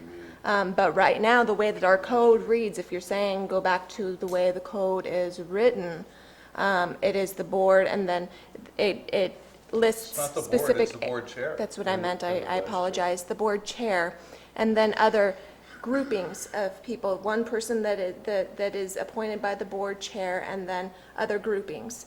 And so if the board would like that, we can bring appointments, so then it would be It could be the board clear. chair and the MAC. What's wrong with that? Well, I have a suggestion. This is an agenda item that we can put on the agenda to discuss at our weekly meeting, Certainly. for the first meeting that we have. Since I- it's so late, we might have, fresher, Even before making a decision on that, I would like to see the existing MOU and look at our EOP. Now, it's my understanding that we have hired a person to revise or review the EOP. Is that correct? No, that is not correct. Okay. You're talking about the local hazardous mitigation plan. I'm sorry, I didn't understand you. We hired a consultant to update the local hazardous mitigation plan. The EOP was approved by the Board of Supervisors in 2011. At this juncture, it has not been updated. A draft of that, of the update has been submitted to county council, I believe, by the sheriff's office, but basically all that's really changing in there are correction of names and replacement of names. And I would like to see that draft when it's available, and then discuss any changes that the board might make. I think that'd be prudent, and I think Supervisor Wright's suggestion, if we do elect to go to weekly meetings, that'd be one of the first agendized items. So what is this for here? Sure. This one here? the operations in the structure, Brian, if you want to bring back up the structure. Actually, the structure has a hierarchy even above that. It's the incident command, which Brian is filling that role. It's logistics, which Mary Rose Rudiconga in our office is filling the road. It's the PIO and finance, but there was something else too. I don't remember what. Planning, thank you. Sorry, it is late. So under that is the operations with the task force under that. So, did you guys know any of that? I've read the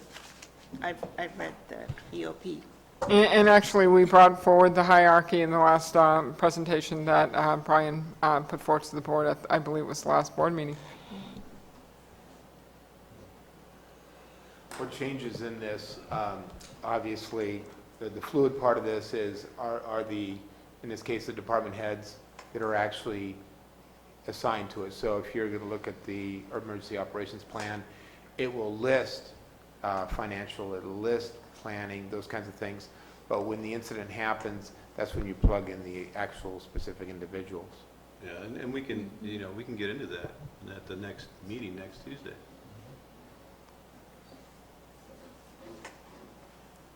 Okay, it's good with me.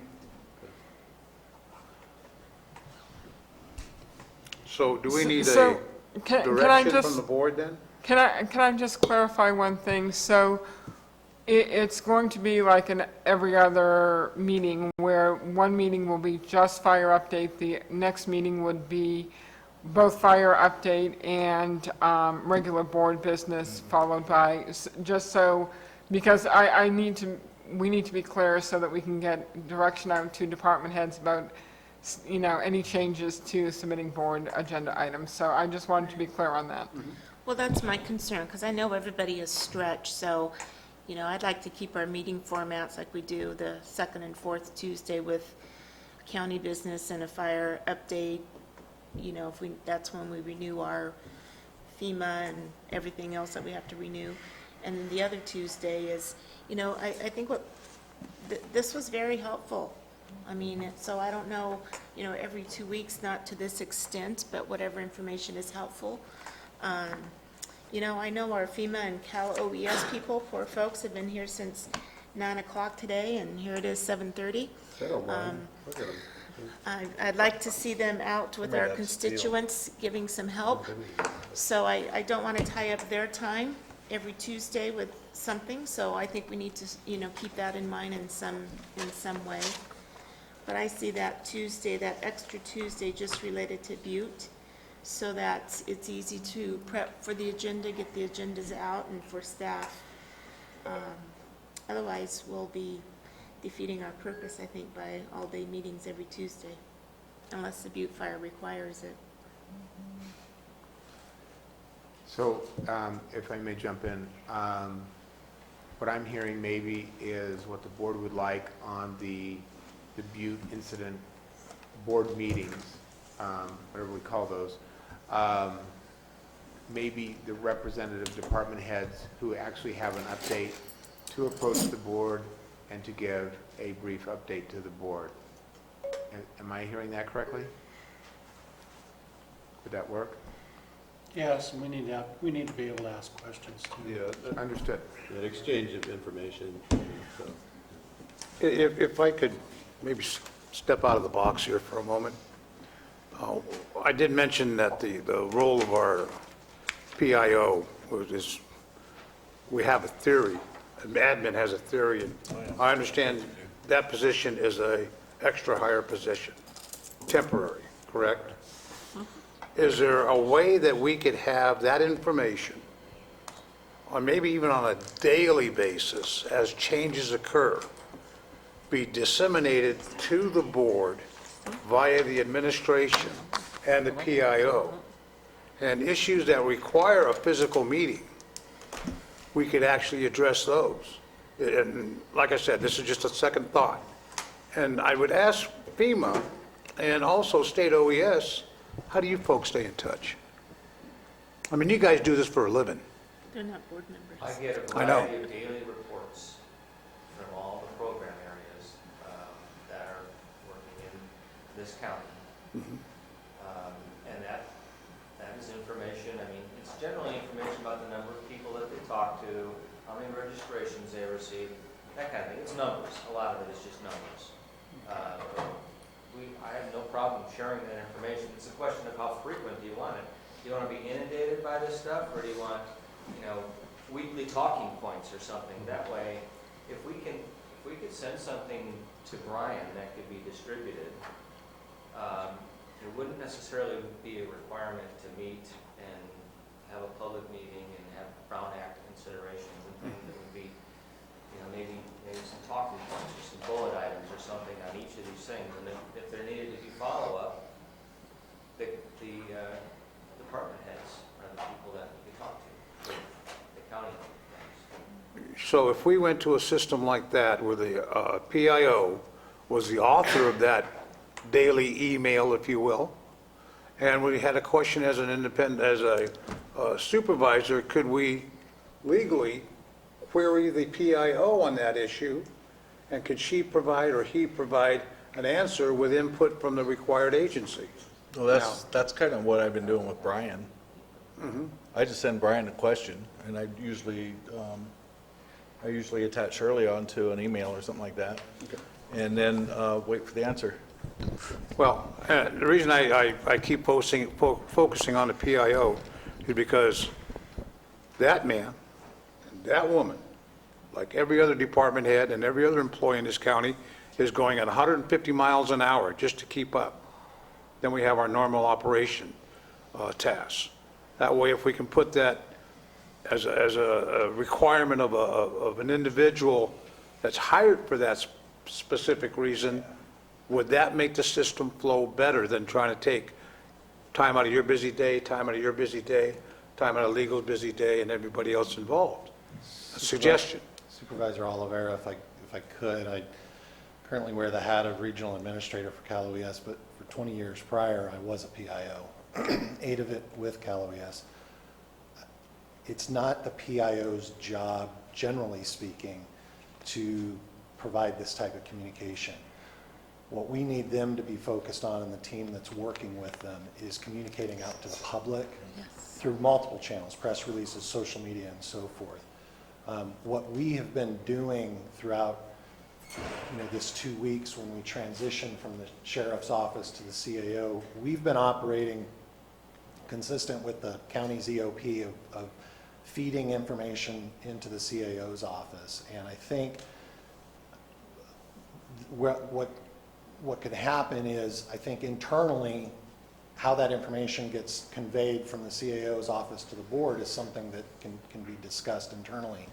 But that's what we've been doing on a regular basis, is feeding information to Brian and other county department heads. And what the county chooses how to process that information and flow is something you all can consider, but I'd be careful putting that on the PIO, because I'm afraid what may end up happening is that PIO becomes so focused on conveying information to the board that they lose sight of their primary mission, which is getting information out to the public.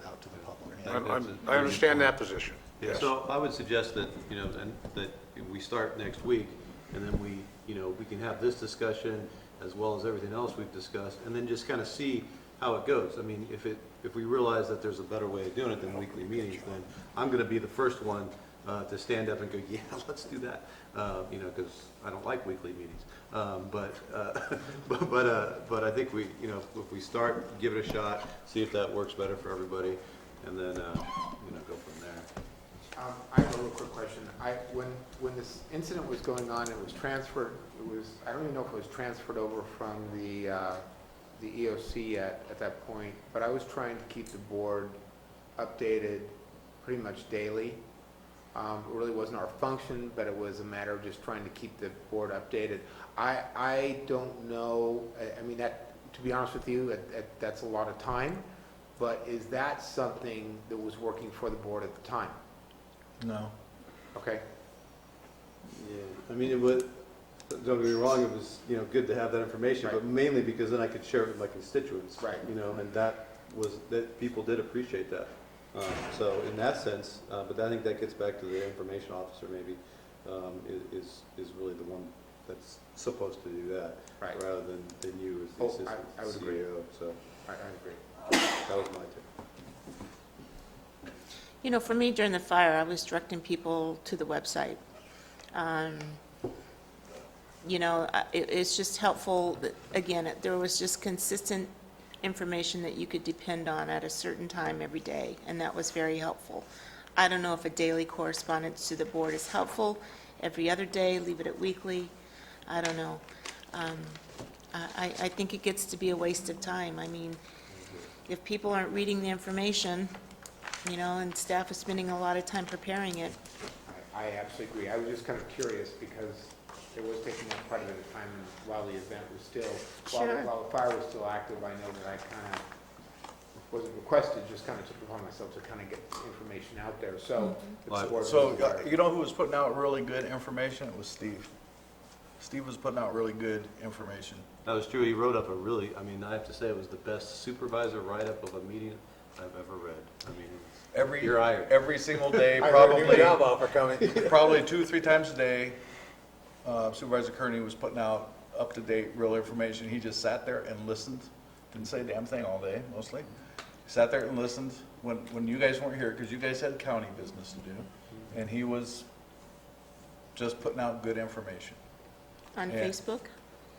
Every way he could, yes.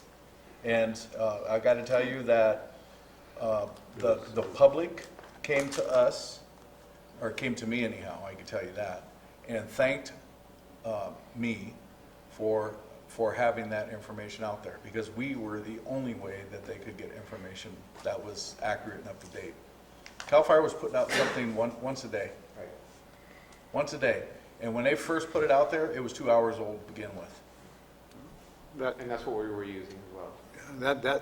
That's what they do. Yeah. That's their I mean, they internal have a very procedures. good model. They're very organized, they have a very good model.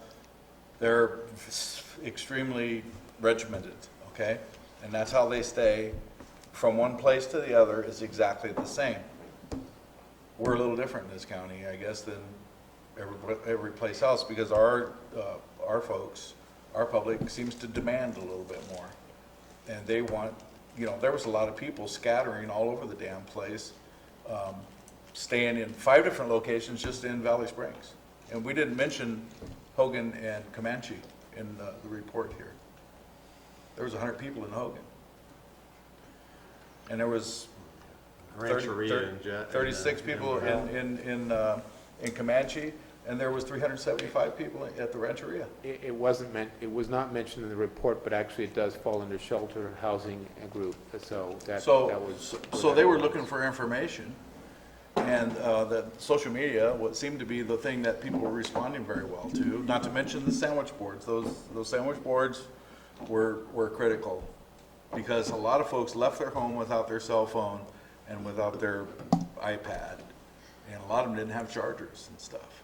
Okay, so the social media was good for a lot of folks that wanted to help. The people who are actually in the emergency, a lot of them left without anything, and so they found ways. I think they found a lot of value in front of the stores when there was a sandwich board there. Senators didn't get a sandwich board for quite a long time, but they had a bulletin board that they were posting there, and you know, they're kind of improvised. So there,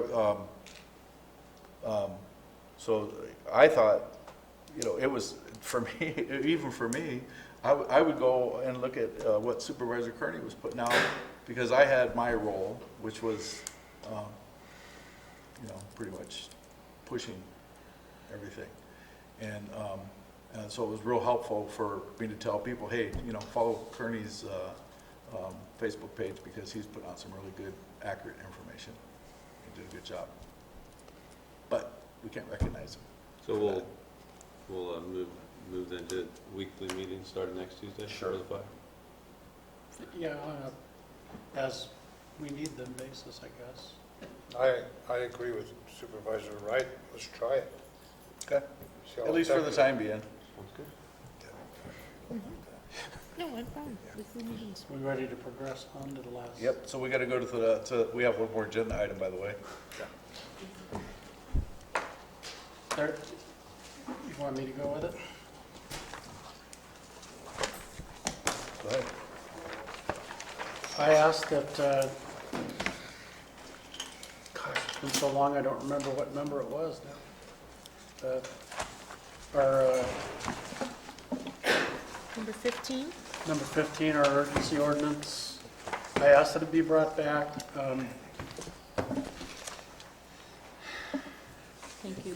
I have friends that live in the affected area, and I feel the pain, not as badly as these two when they're dealing with them, but when I went to lunch, I had to take a drive up to Angels Camp first off, and so it always gives me time to think. And when I thought about this waiver of liability, it kind of reminded me of when you used to take your kids to an amusement park, and you buy the ticket, and it says you're, you know, use all the rides at your own risk, and then you read some horrible accident happens, and the amusement park has to pay $1 million off to these people, and so a waiver of liability to me just doesn't cut it.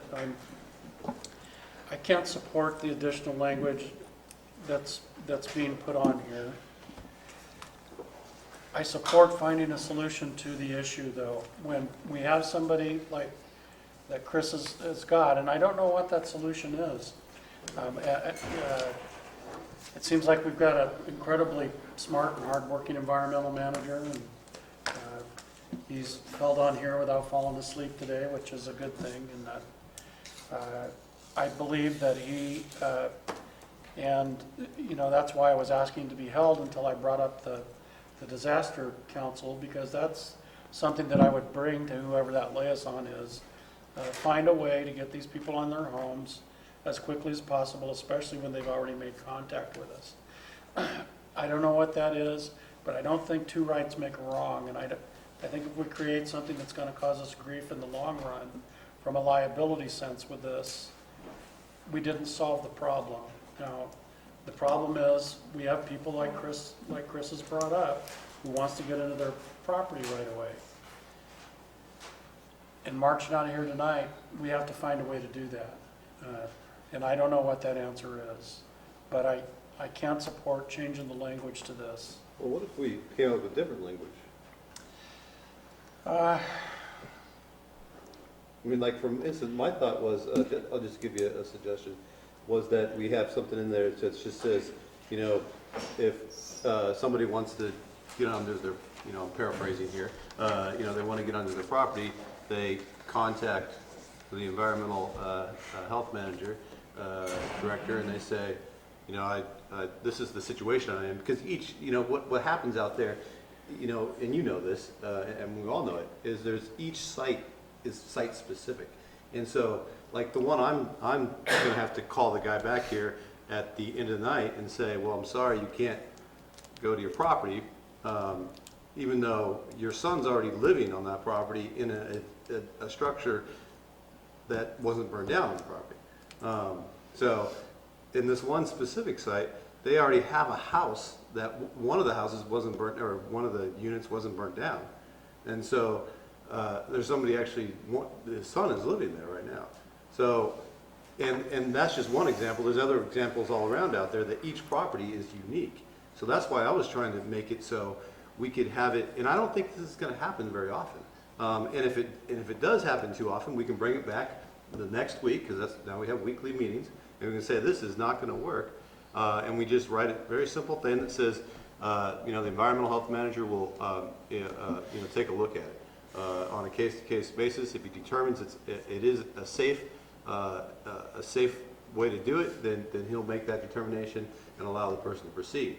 Now, that I think is an elegant solution to a complex problem. But I think that's what I'm asking.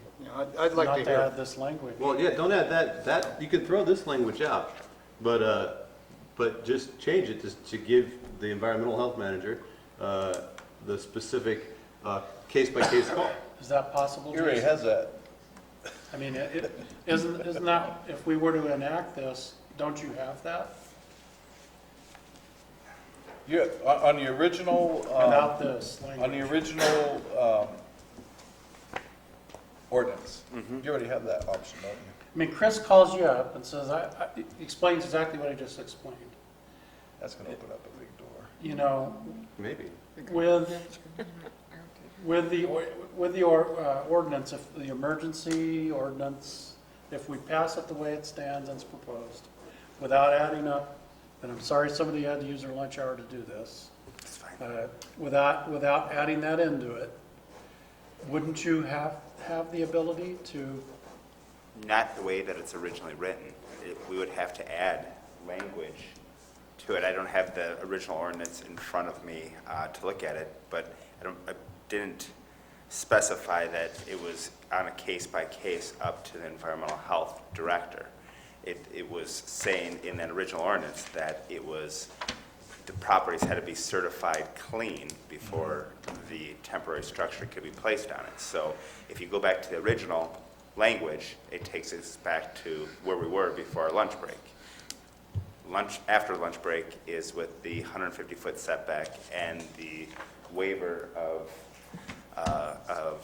signature by the property owner that they understand the hazards that they. Yeah, so in my mind, the waiver is a risk too. But what are we gonna do here? So we got, folks that are still sleeping in their cars and still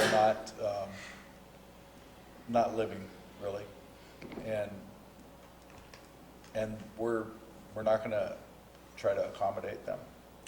Well, we're trying to accommodate them with what we came back with after lunch. I mean, if we go by a case-by-case basis, we'd have to add language that would have to address that case-by-case basis, but there'd still have to be, there's a public health emergency out there. FEMA won't allow temporary housing on the site until it's certified clean. No.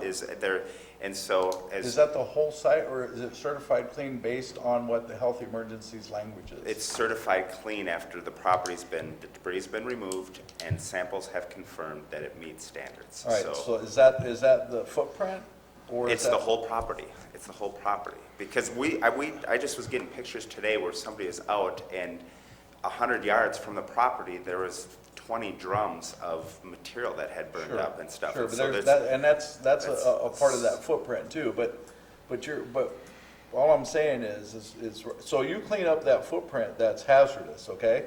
On a 200 acre piece of property, and you cleaned up that little footprint, and now the whole property is clear?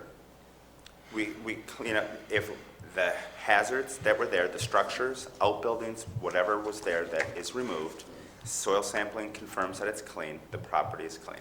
When we declare a health emergency, we're not just saying that, you don't specify that it's the individual structure that's a hazard. You look at the whole property. That's what the statutory language is based on in the Health and Safety Code. It's not the footprint of the house, it's based on the property. And that gives us the emergency authority to go in and remove the household hazardous waste and protect public health. It doesn't specify and that's looking at the cleanup, it's on a global scale. It's not, piecemeal.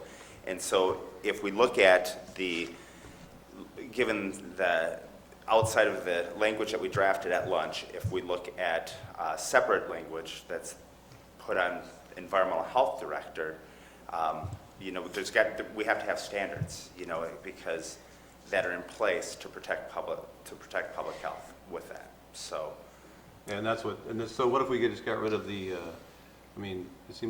the waiver of liability, is that one of the concerns you guys have?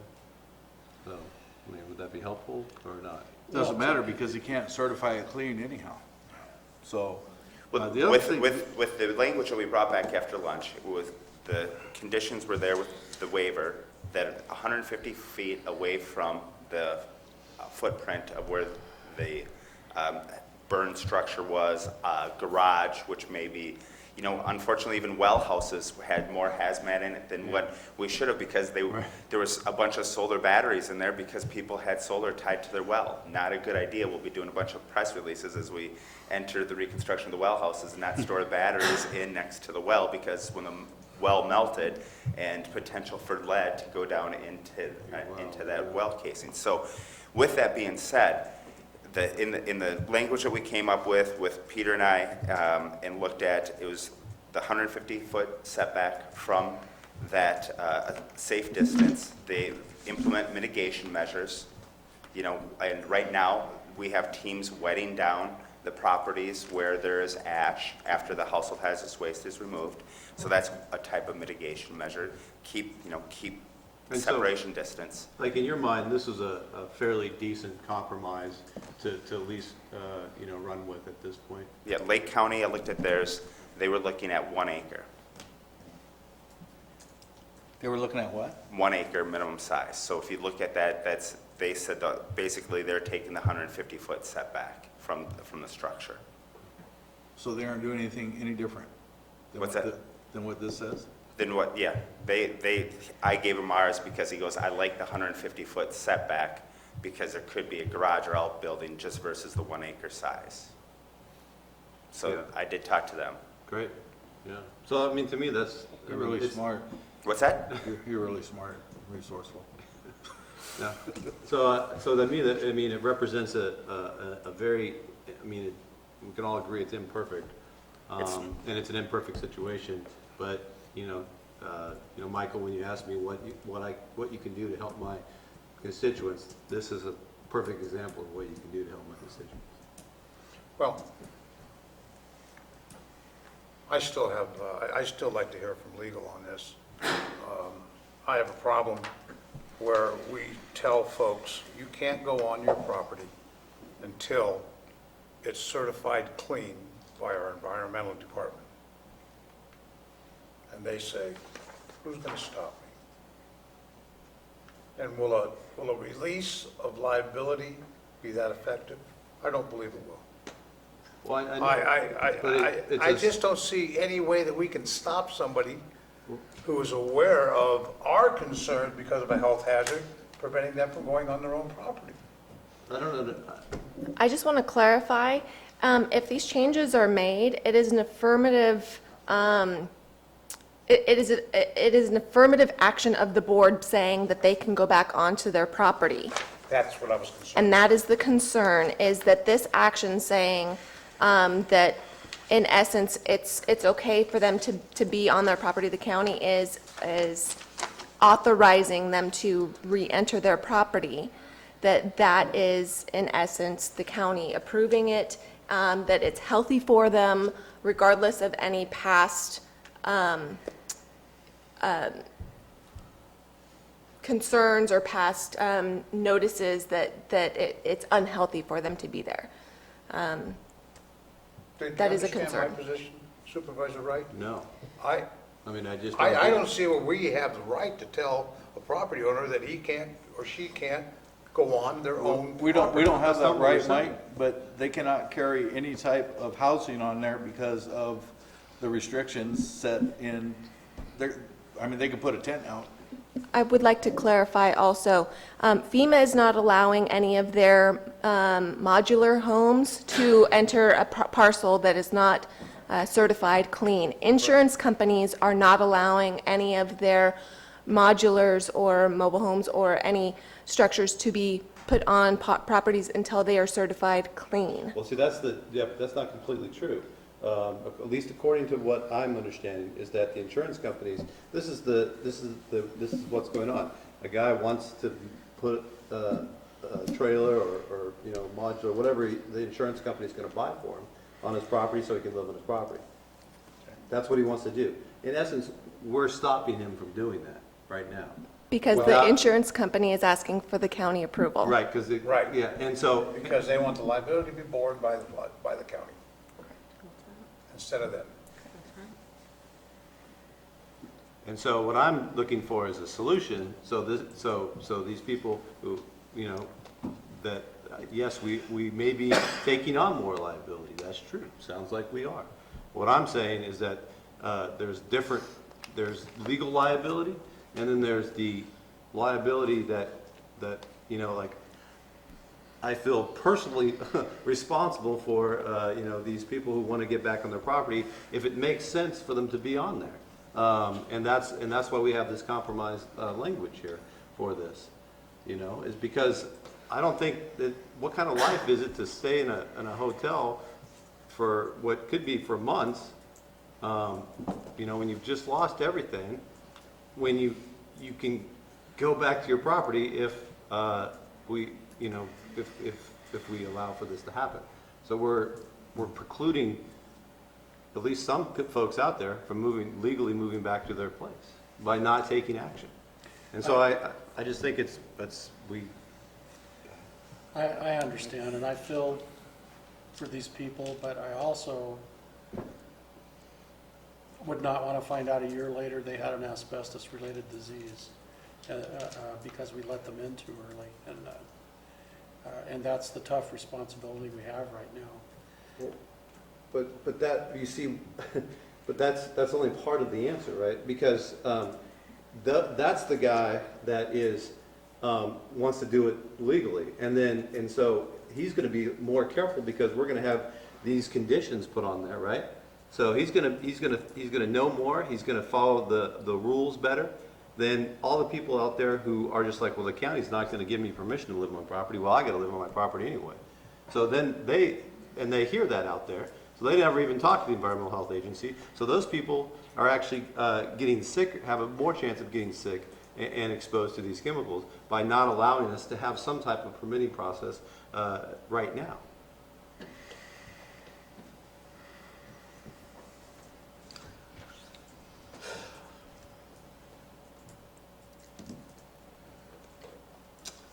I actually thought this was gonna be a way to help people get onto their property a little bit quicker.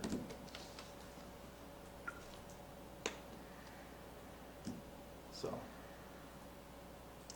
I could see how it's gonna, in the long term. It is quicker, because we don't have anything like this in place. And I would like to If also we didn't have this clarify, ordinance, it would be perhaps months. and I would just like to clarify also, that with this, it doesn't prevent the property owners from self-certifying, as Mr. Batesor has previously indicated. There's, the standards are going to be rolled out tomorrow, is that correct? Yeah, hopefully So tomorrow. property owners can go through the process and self-certify their own parcels. If they meet all of the requirements to self-certify, then that the parcel is clean and free of hazards, then that would be another way of them getting the parcel approved for, Occupancy. in a more timely fashion. Question, Supervisor Wright, does your constituent?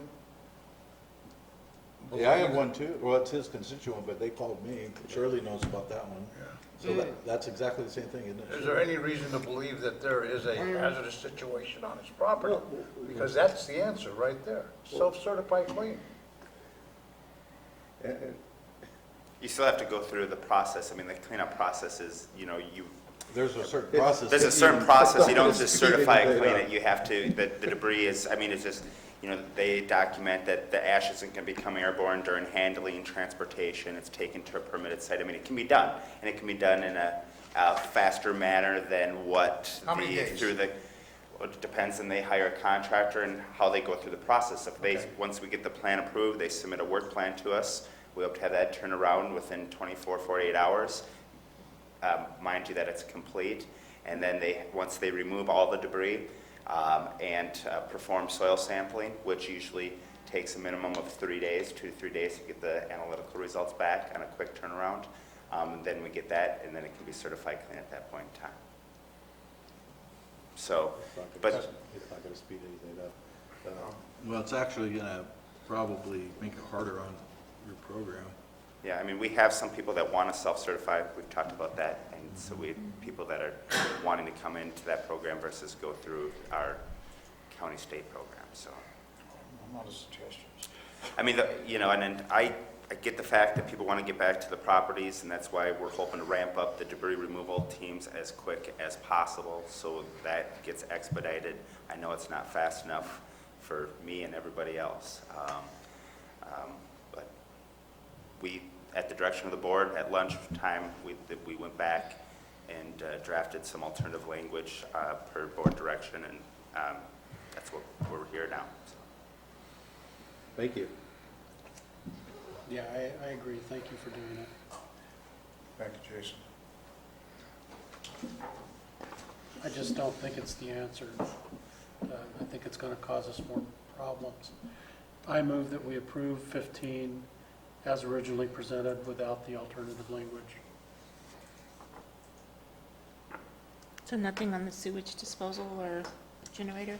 I wasn't going to change anything. I mean, there are little corrections like, and that I saw also, such as the number of homes in here that said were destroyed, but that's changed more than once, and to correct that, which is 475 residences, and in this, it's the 500s. It was like 74 short or something of that nature. If I remember adding it up right. So that's what I moved. I could withdraw it if you're proposing changes on. Well, as I read it, I mean, I see the numbers, but that's to me the evidence as to why the ordinance is being presented. So the ordinance itself was fine, but I do like the item 5D with the other method of sewage disposal approved by the county environmental. It took care of that motorhome that could travel off-site. And then the idea of the generator, because there are those motorhomes that are self-contained with the generator. I'll withdraw my motion. If you want to move it with those corrections, don't have a problem. I'll make- withdraw. All right. I'll make a motion then to approve the ordinance as presented with 2 modifications, adding 5D, other method of sewage disposal approved by County Environmental Health Department, and adding 6C, which is other method of power generators approved by the County Environmental Health Department as well. I think that would be the building official. Building, okay, building department. Got that? I second. All right, so we got a motion by Supervisor Ponte, and a second by Supervisor Kearney. All in favor? Aye. Opposed? No. I still think that we can find something in the health and safety code, Are you opposing it? maybe just a little bit of change. There's a possibility. Because we, It doesn't pass. I'll have to read it. Doesn't pass.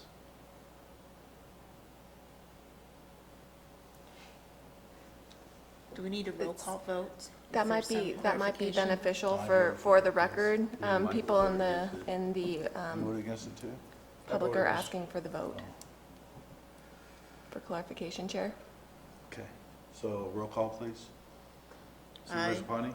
Aye. No. These guys are quick. You didn't do it in a roll call, but Yeah. All right, Supervisor Ponte? Aye. Supervisor Olivera? No. Supervisor Kearney? aye. Supervisor Wright? No. And Supervisor Edson is aye.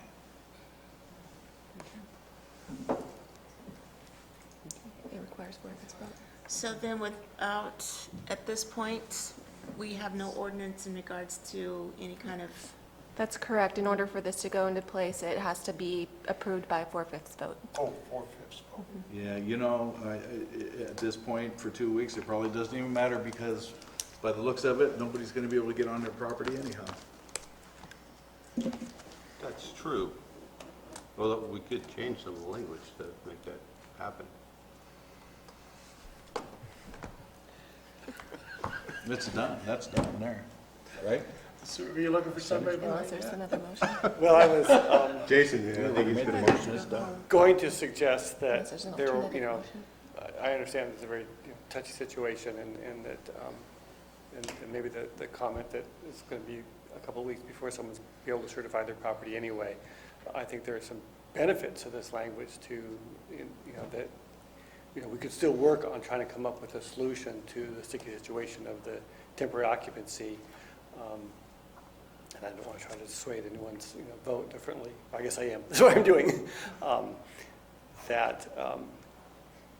It would be good to have these other provisions in place, and to discard the entire thing, and maybe the direction would be that we go back and adopt it through the more normal process while we continue to work, because again, as an urgency ordinance, this will take effect immediately, but requires a 4/5 vote. If you want us to continue working on the ordinance and try to come up with some solution, which I don't know what it is yet, but we can certainly put our heads together and try to come up with something That would be good. that. Then we can bring it back next week. Are you indicating to bring it back to introduce a permanent ordinance? But I'm just saying that if you guys, you and them, but mostly you and Julie, come up with some language in the next week or a few days, then we can bring it back on Tuesday, since we're meeting on Tuesday, and revisit. So I don't say- know that there is, coming up with language is one thing, but, trying to solve an intractable situation, may not be quite so simple, but we can certainly try. We can give it more time than a lunch hour, right? I would agree with that. Yeah. So why don't we table it? Do I need to make a motion to table it until next week or continue You it? can make a motion to reconsider. Or- We're still on the item, so it wouldn't be reconsideration, but it would be Move it. an alternative motion. So I make a motion to move it to the next week's meeting.